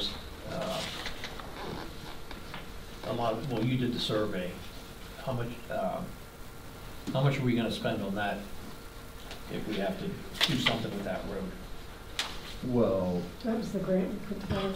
the grant, I mean, what? Well, we applied for it, but we haven't heard anything yet, right? Correct. About $800,000. I mean, it's a huge amount of money, yes. I mean, initial estimates were around $600,000. Yes. But that, I don't know how time sensitive that work is. Initially, Tom, we were going to have Kevin Moan put in PK nails to monitor how Yeah. quickly that slope is sealed. That's So not that done. hasn't been done yet? No. Okay. And That's I failed to introduce Pamela Stevens. I'm sorry. She's an engineer with System Design Engineering. She's been taking a lot of the workload of Windsor Township and dealing with it. So Pamela will be coming to the meetings. Sometimes I will not. Toward the end of the summer, I'm looking at retirement. I did hear that. I'm not gonna tell you who told me. It wasn't Pamela. Nope, not me. And some of you know Pamela. Pamela's been a municipal engineer for 35 years. I'm trying not to age you. It is what it is. So yeah, that's why I'm familiar with a lot of these reports that Tom's talking about to the board. You since I said that did you used to most go out and do The bridge flood control inspection. dams. Flood control dams, Inspections, exactly, yeah. yeah. with Pamela. But I think we estimated maybe $15,000-$20,000 at the most to set up everything with the PK nails and start organizing the grid. for Yes, we will grid. have expenses there as well. Right, so we didn't pull the trigger on that yet, again, hearing all these different costs go around, so. And, you know, we're gonna be buying some signs and that kind of stuff, and we can use that for the labor for install. Yeah, I think we can. And sort of to answer your question, it's on the agenda. The next step from our perspective is the waiver ordinance, which I emailed out to you all, and this evening I'll be asking you for authorization to advertise it for consideration of the April board meeting. So going back to the chipping the roads, Craig, you're saying after we move the balance of the American Rescue Funds over, the balance on that sheet you're holding will be $129,000 for those, for the road resurfacing, the 3 roads that I mentioned. Well, to do all of this? No, the top 3. Just the top, I thought that was the the 3, top, okay. Yeah. Well, I got one thing. Last year I said about doing Hess Road, and that was at $35,000. So you can just see that one road went up $5,000 just this last year. Nothing is getting cheaper. Yeah, we So- can get that. You know, keep pushing it off, it's gonna cost you more. So, We gotta have the money to pay for it though. we're down to 3 miles of road this year. Just with them 3, it's 3 miles of road. We can't even do 3 miles of road a year to maintain our system. When we have 43 miles of road in our township. How far are we gonna get behind? You've got to do something, because I know you want to, you know, we'd say about the fire company, yes, they need to get there, but they got to get there on something. We got other bridges that are failing too, and stuff, but we keep pushing it off. Like So- what are the bridges? Sunday Road, there's 2 of them, and stuff. The arch is falling down right there at Crick Lane. And the next one up there towards Gruber, that sucker, that pipe dropped down 1.5 feet. The road's just suspended itself. I can't even mention it because we don't have the money for it. It's a juggling act. Yeah. I'm trying to replace the culvert pipes so that they actually keep the water off the road so the water don't sit on the road, but, you know. Craig, what's the balance in the liquid fuels fund? Is it the 98,000? The balance that we have, right, once we get all our funding from this year, we will have approximately $250,000 from the liquid fuels fund. Okay. And all of these roads would be eligible? Pardon? All these roads could be paid for from that All of fund? that could be used, liquid fuels funding could be used for that, all of that.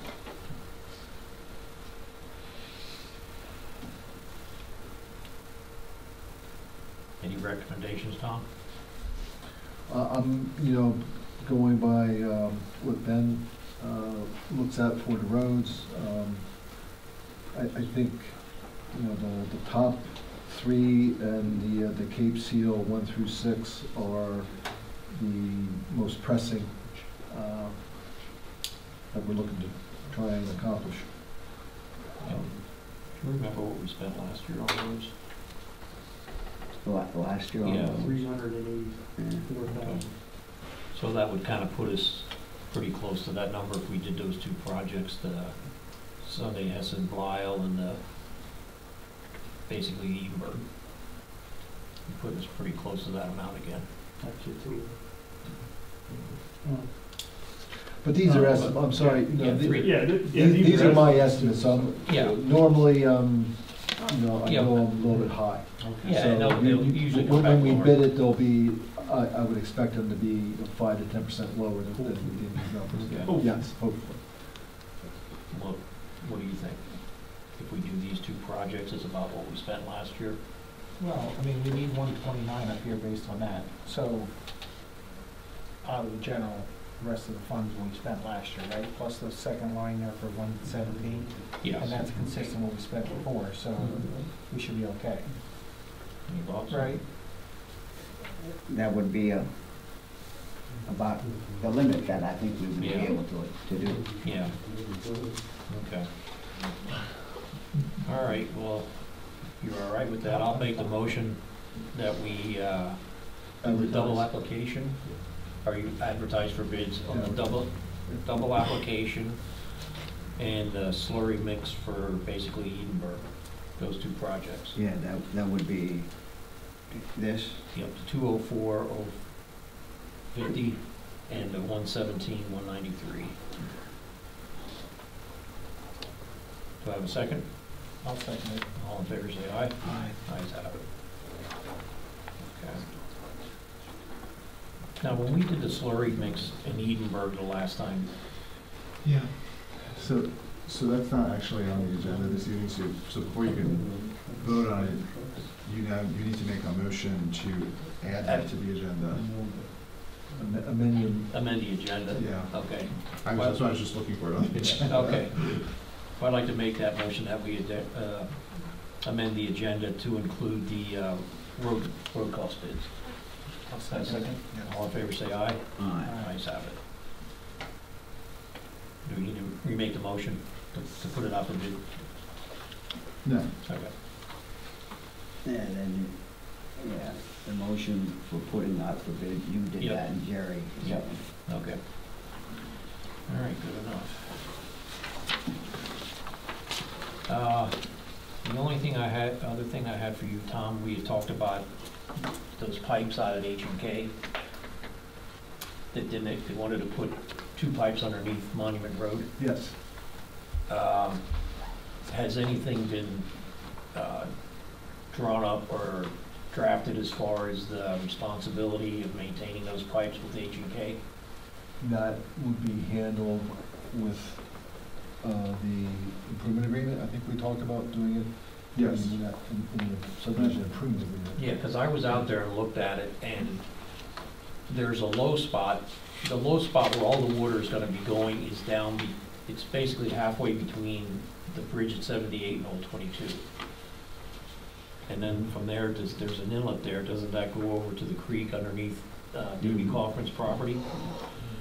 Should we include in that agreement, in H&K's agreement, the maintenance of that swale? And not just the pipe?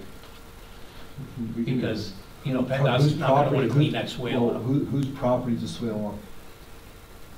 So, Roadside, is there a roadside swale?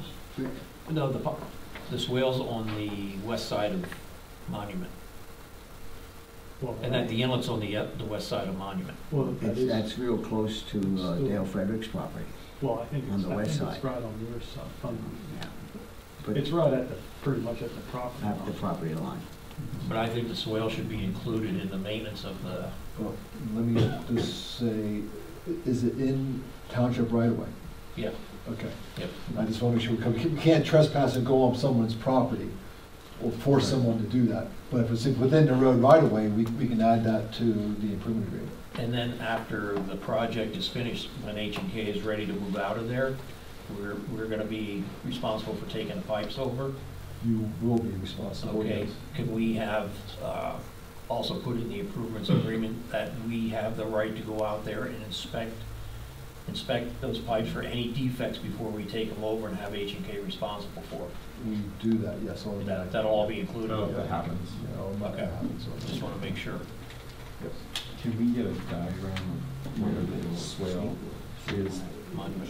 just so that we can attach it to the agenda? Sure. Yeah, but they, Why would we deal with PennDOT? well, they don't wanna take the, yeah, That's 2 more stuff that we gotta fit with, and we don't have the money now to do our work. That's, to me, that is stupid. well, PennDOT forces that. yeah, they won't take over the pipes. Well, I know Because they they're don't not even putting them maintain there. their pipes now, I because know. I had to deal with that Sunday night again. And so, they don't even take care of their own stuff. Now we gotta do their work on their work. Whatever. Well, that's why I say we have the option to inspect it before we take it. Yes, right. And if there's any defects, it gets changed. It gets corrected, yes. Yeah. Oh, I know. Yeah. Especially Berks County. Yeah, I agree. All right. Is that all you have? Yes, sir. Any other comment? No. All right, thank you. All right, Roadmaster, what do you have, Ben?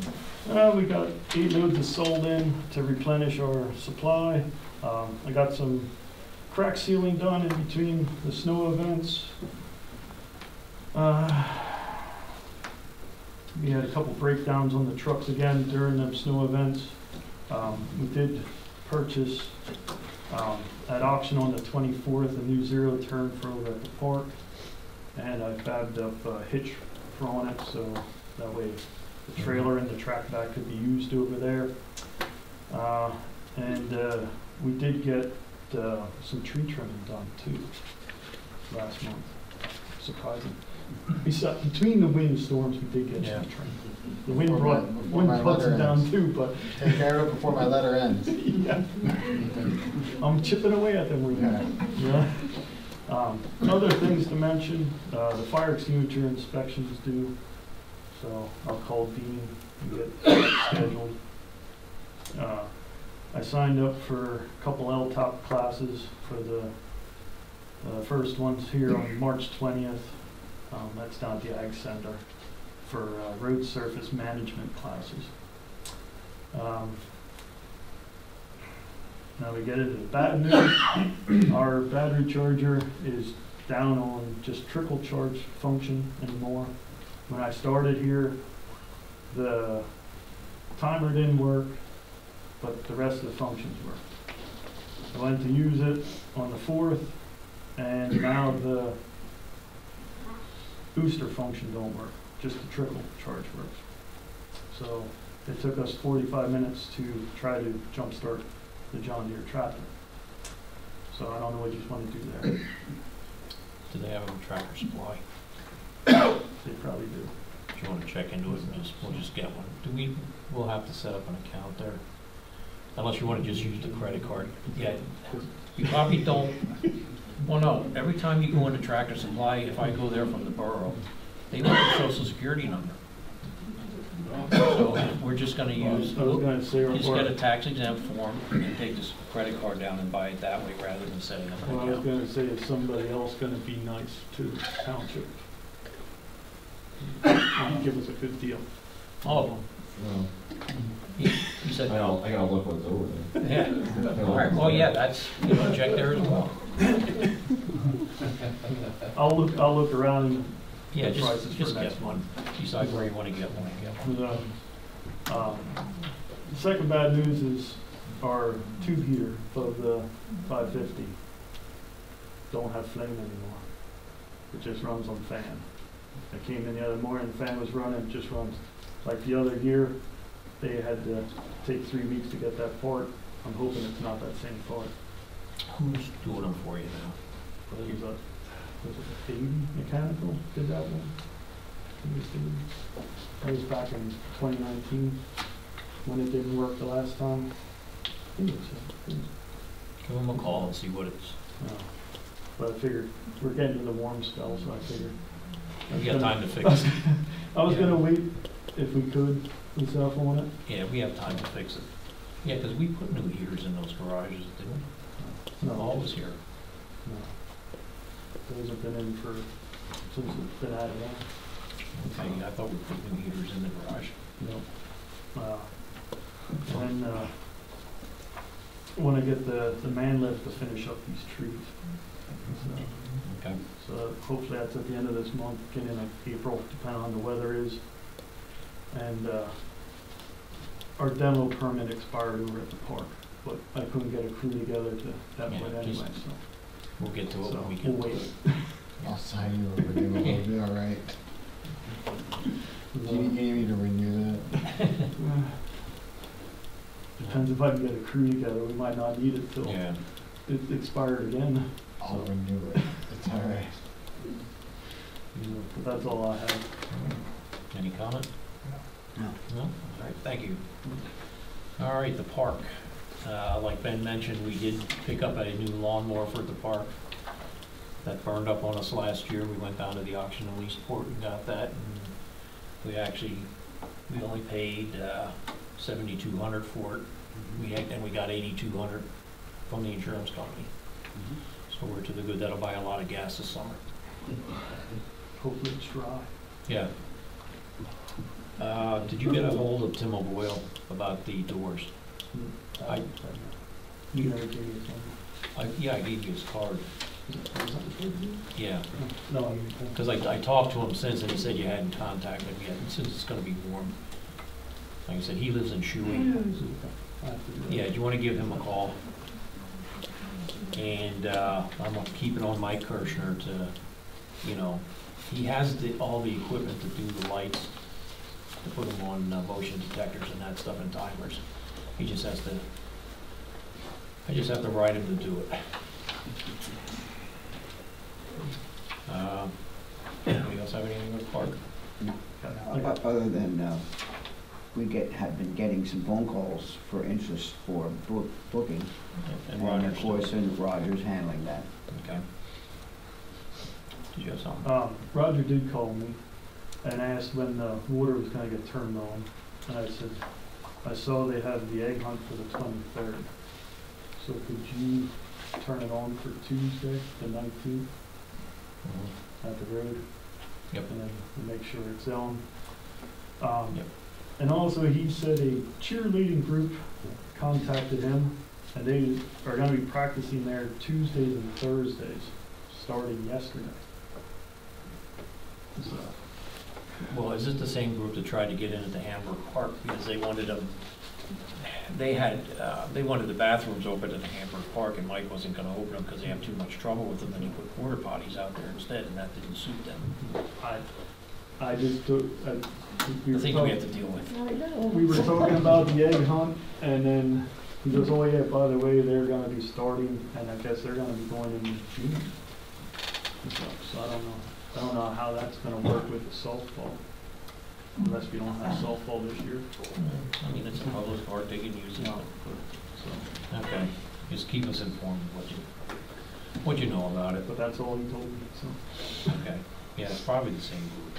Oh, but he did ask about any bird control over there. Yeah, I got hit up this past week about it too. All right, is that it for the park? All right, thank you. Solicitor, Mr. Fabriars. Mountain Trail conditional use hearing, our next one is March 21st. We'll be continuing, we're at the point where we have our pro se parties are presenting their cases, so that's, I think we will likely conclude with pro se cases at the March 21st hearing, so then we'll be moving on ultimately to public comment after that. And then we do have 2 dates also scheduled in April. Under new business, we have resolution number 4, which is the adjustment on the fee schedule. Russell, can I ask you a question before we move on to this? Sure. I emailed the group here this past weekend, and on this conditional use, there's a fair amount of rulings that you and Justin were going to do some research on that kind of left hanging out there along the way. Where are we at with that? And the amended application, I never heard, or so maybe that's not the right term. You correct me on it. What's the correct term? Amended? So my understanding is that there were plans that were submitted in response to a review letter. The problem becomes is that it takes, usually it's about it seems to be about a 4-month lag. So the letter that was responded to was an October 2023 letter, but I think that there were amended plans that were submitted in January. I haven't seen them. It's not unusual that I haven't seen them because I don't review the plans. Ryan, your name was brought up. Do you have the plans? The amended plans? For The Mountain Show Solar? Yeah, I think they would have gone to Steve Hoffman. Yeah, I didn't know No, that. not you, okay. No, I don't have those. Yeah. I have the original plans from the zoning hearing board, which I wrote a letter for denial. Yeah, they would have gone to Steve Hoffman. I mean, they would have gone, I would imagine, to Craig as the secretary, and then they would Well, have. my only point to bring this up is there's a long tail of loose issues that are not being addressed along the way here. Promises are made, documents are supposed to come, but they're not coming. Mhm. Am I wrong? You're not wrong. I don't have, the only person who has the authority to issue a subpoena if they don't come is the chairman. So at one point we were geared up to issue a subpoena for something, and I had instructed Mr. Cluck to prepare a subpoena for a signature. We never got it. So the way that this is their case to put on. Okay. And some of the legal rulings that you're referring to, they essentially get addressed as part of the final, when you make your decision. So some of the, you know, I'm not sure which ones in particular you're referring to. And I'm happy to address them individually. But some of them, there's a reason that we're not addressing them is because we can't really address, you know, some of them until the entire case is concluded and you're making your decision on what you want to do with the application. So we're going to wait till the end to make a decision if we want those additional plans or requests and various things that were promised along the way. That's not what I'm not talking about the plans, but you have to also recall there's going to be a rebuttal case by the applicant, at which point they may bring up those plans at that point in time. So So you're saying we're gonna wait and see? Yes. Okay. It's frustrating. I can see the look on your face. It's Well, frustrating. you know, it's like we're going down this process, they agree to things, but they don't produce them. So were they agreed upon? That's what I'm thinking in mind, okay? I think that there are things that they should produce, but again, unless the board instructs the chairman to issue a subpoena, I don't have an enforcement mechanism. I understand. So we don't have to negotiate with the chairman tonight, we can wait till the end and do that? Yes. Okay. Yes. Yeah, that was kind of the thing, we were Okay. gonna let everybody present their case. Yes. And that was discussed back in November, December, one of the hearings when we went into executive session. Right, and in fairness, Jerry wouldn't have been part of that Yeah, conversation. that's, yeah. Any plans that Steve would have got as well, copies are just sent to me. Okay. So- Well, Craig didn't, you did not get anything. Okay. From the last amended ones, no. One second, question in the audience. But you understand my perspective here, they're making these commitments, but there's no, that's all I'm saying. It's it's convoluted to me. It's very convoluted. Okay. My question is, I listened to your conversation, Russ is in charge of working for the township, and he instructed the other people to produce some evidence, and that's it. It's just like a word of mouth. I mean, I take it when you're at the meeting, you're officially in charge, and when you request something of the other party, that they would produce it. Or if they don't produce it, I think the question is, have you ever reached out to them again and say, hey, where's the information I asked for? I have. So they just ignore you completely. So, Okay, I but mean, just take note of that, that's all. But I think that it is something that you can take note of and can be, it's going to be some, give some consideration in your ultimate decision on whether they've met their burden. gotcha, okay. That's all I have. Thank you. All right. We had to make a motion for On to the resolution resolution. number, I'd like to make a motion that we adopt resolution number 4, which is for the fire company recouping money for insurance Any comment on it? No, I think it's the right thing to do. Yep. All right. Do you I have a second? I second the motion. All in favor, say aye. Aye. Ayes have it. Thank you. And you need 3 copies of this sign then? I'll have them here, huh? Yes, yes, because I'd like to give one to Jared, To Russell. this evening.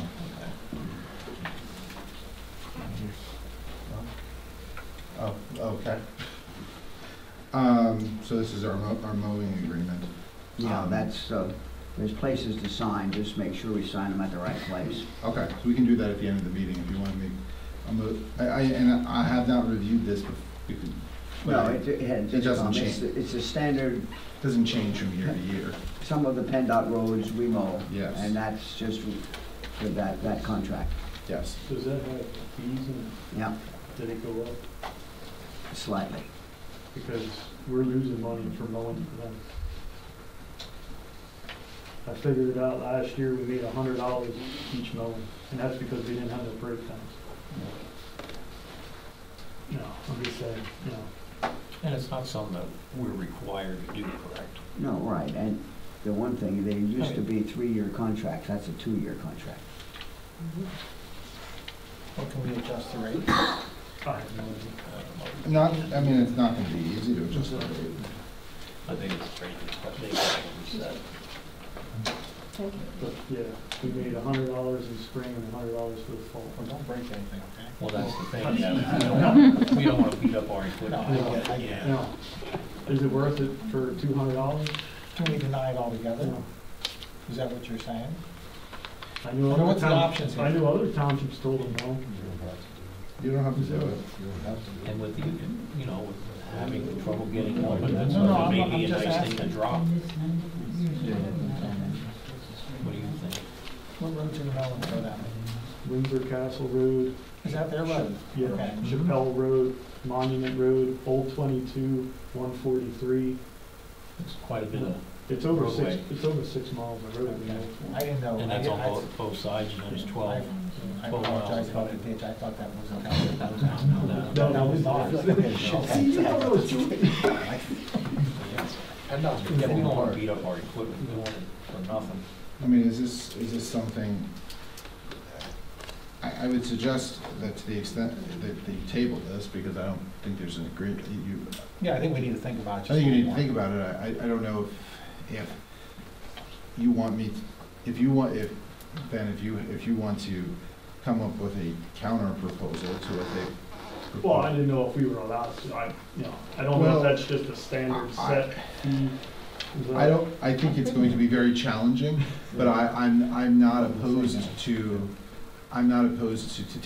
sending them a letter and asking for an adjustment, especially considering, you know, I don't know how much of an increase there was, but inflation since 2020 is about 20%. So if it's less than 20%, you're losing money, no doubt.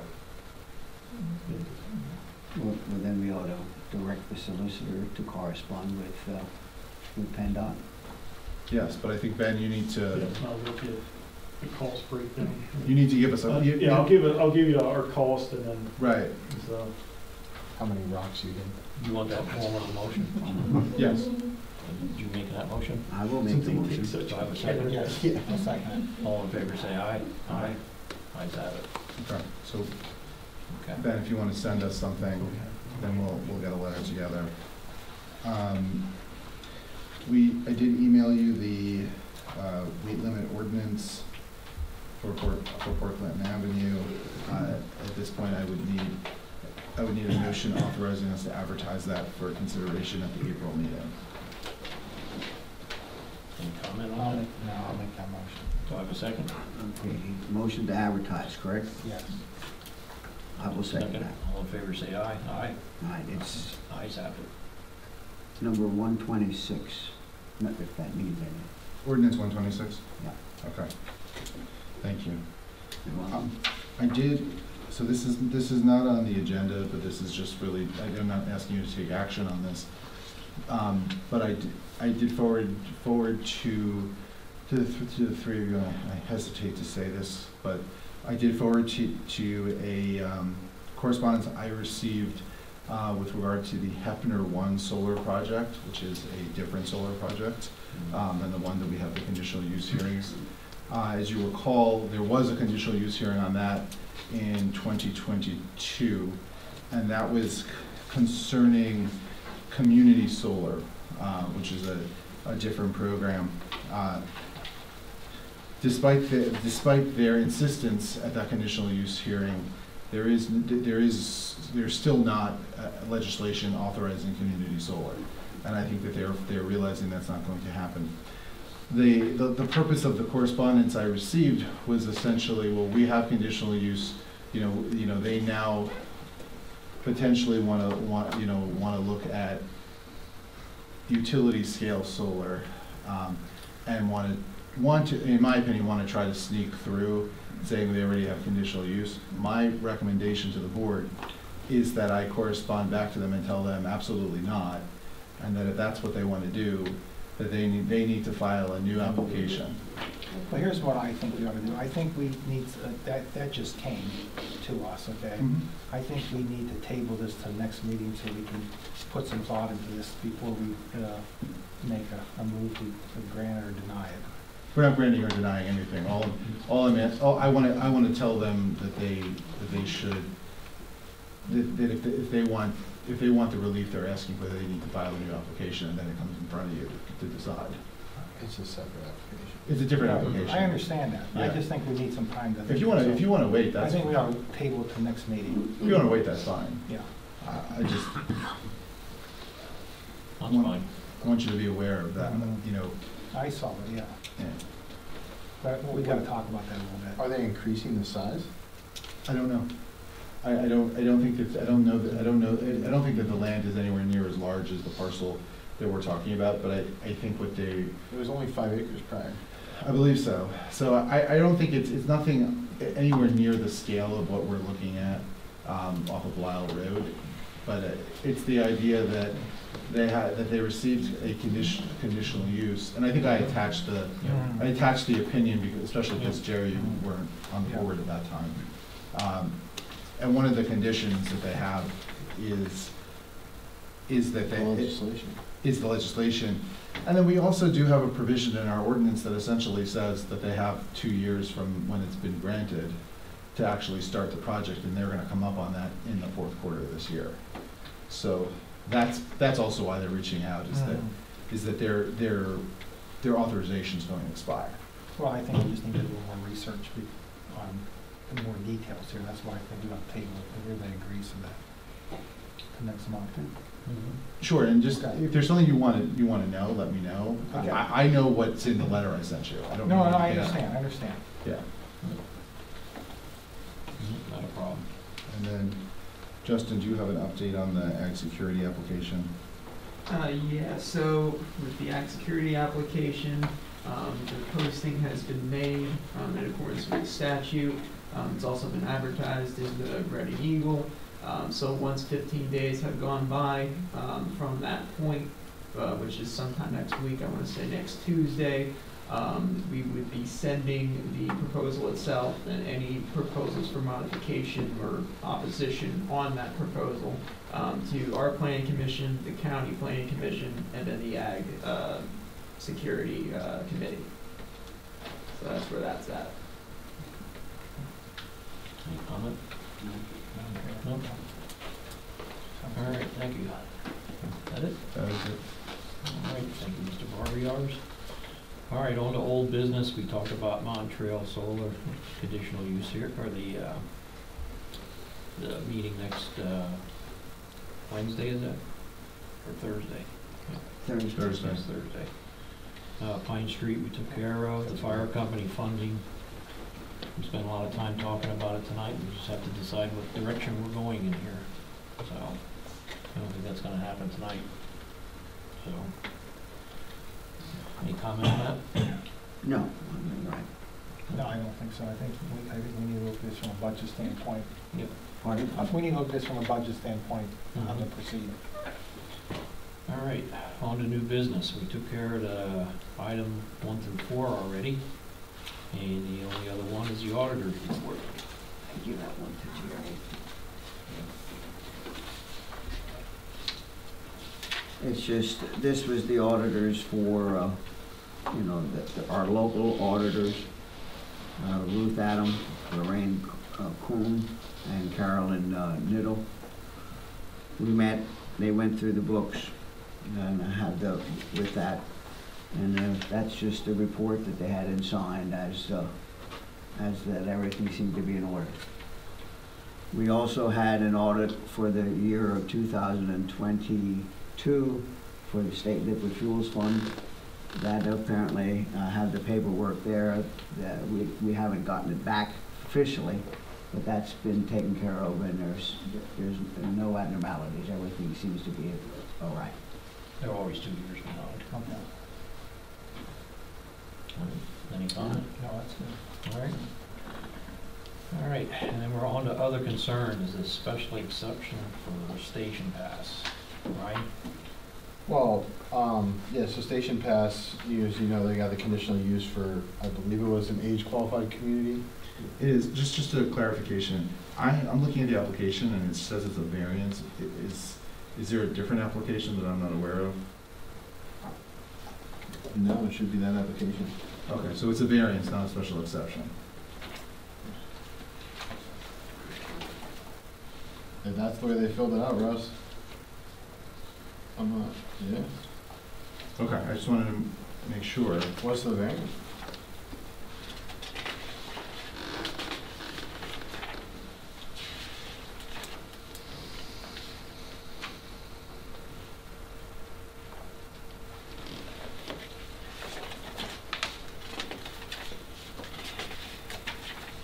Anyway.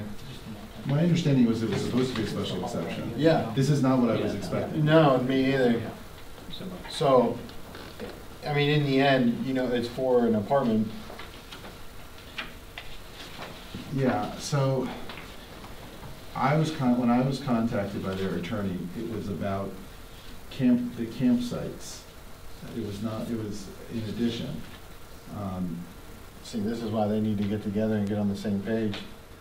This is why we have 15 stop work orders out there every 2 months. I mean, this is a joke at this point.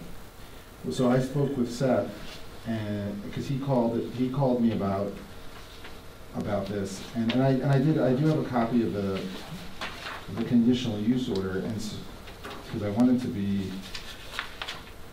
to be crystal clear on this, and my understanding is that they are looking at developing the campground for use by the general public. In condition 14 from the conditional use order that was entered in 2021 says that would be considered a use separate from the recreational resort development use, and that separate zoning approval will be required. So they're seeking So my understanding is that they were supposed to be seeking relief on that, but that's not what this application says. So the application seems to indicate that they are looking for relief from 403.2 of the requesting a variance to allow for multifamily residential use. Well, so there's the first problem is they put an apartment, the conditional use was for single-family age-qualified homes, correct? Correct. So you have single-family, and then they went and put an apartment, a 3-person apartment, which you as well know, I put a stop work order on because we got that complaint, and now they're trying to say, well, as I have it from in my zoning application, which I denied, it was an existing use that was allowed in the conditional use process, which never was. You understand? Yeah. Yeah. I thought when we approved those plans that they had, I thought the campground area was gonna be part of their open space. Didn't they have to provide so much open space in that? They do. And They do. now they wanna put an apartment in it. I mean, now they want to take one of those age-qualified homes and make it a 3-bed, saying it's existing and just continue to roll it through. But this is what I'm talking about. This is the problem with this whole. It's very unclear because I had one. When I talked with Seth, we did talk about this apartment, but he also talked about the campgrounds. And so I was expecting that this was all gonna be addressed as part of one application. And now I'm a little concerned that they're gonna try to, shove something in at the hearing, which is why I had. You said you were gonna go to that. Why I had said that I would recommend that you have me go. Yeah. Even if it's just to, even if everything goes fine. Especially with the way they. Just with the way that the we've been history. dealing with them and what's been going on. Yeah. I mean, it's not even that, even the people that are still meeting there are not age qualified. I mean, I get complaints all the time, I got 20, I mean, it's nothing. And then it's a deck here, I'm just saying. So is this intentional, this behavior, or is this lack of understanding? I can't say it's lack of understanding at this time anymore. Wouldn't lack of understanding be like 3 or 4 stop work orders? I can present to you that I've posted at least 8 or 9 in a year. And now the problem is, Mr. Zimmerman, who met me on site, when I stopped that 3-person apartment, he was constructing it. I watched him construct it, and then he in the zoning application, which I denied, he states that it's existing. So it's. But in my on-site visit, I document that I am stopping a 3-person apartment complex. We've been stomping on him for a while. Okay. And I did have a discussion with his attorney about this type of conduct as well. I don't know that that's going to go anywhere, because I think the problem is that Mr. Zimmerman doesn't always call his attorney and talk to him. In reviewing this, I also want to note for the board that he was required to provide us with proof that he formed a homeowners association. Are you aware? I am not aware of that. I'm not aware of that. And so I think that's something that I want to address as well, because that's a condition that he's not complied with. So. And when is that meeting again? The 2nd. April 2nd. 2nd of April. It was supposed to be April Fool's Day, but it was moved. Okay. Oh, it was moved because you weren't available. And, yeah. And I. Yeah, because I gotta get screamed out for a warehouse on the 1st. Oh, you can get screamed out for something else on the 2nd. But it's critical that you're there. Yeah, it's critical I'm there, and it's critical Russ is there, and this needs to be addressed, and I think a lot of issues need to be addressed about this property. Yeah, I think, did you put a stop work order on last year? Yeah.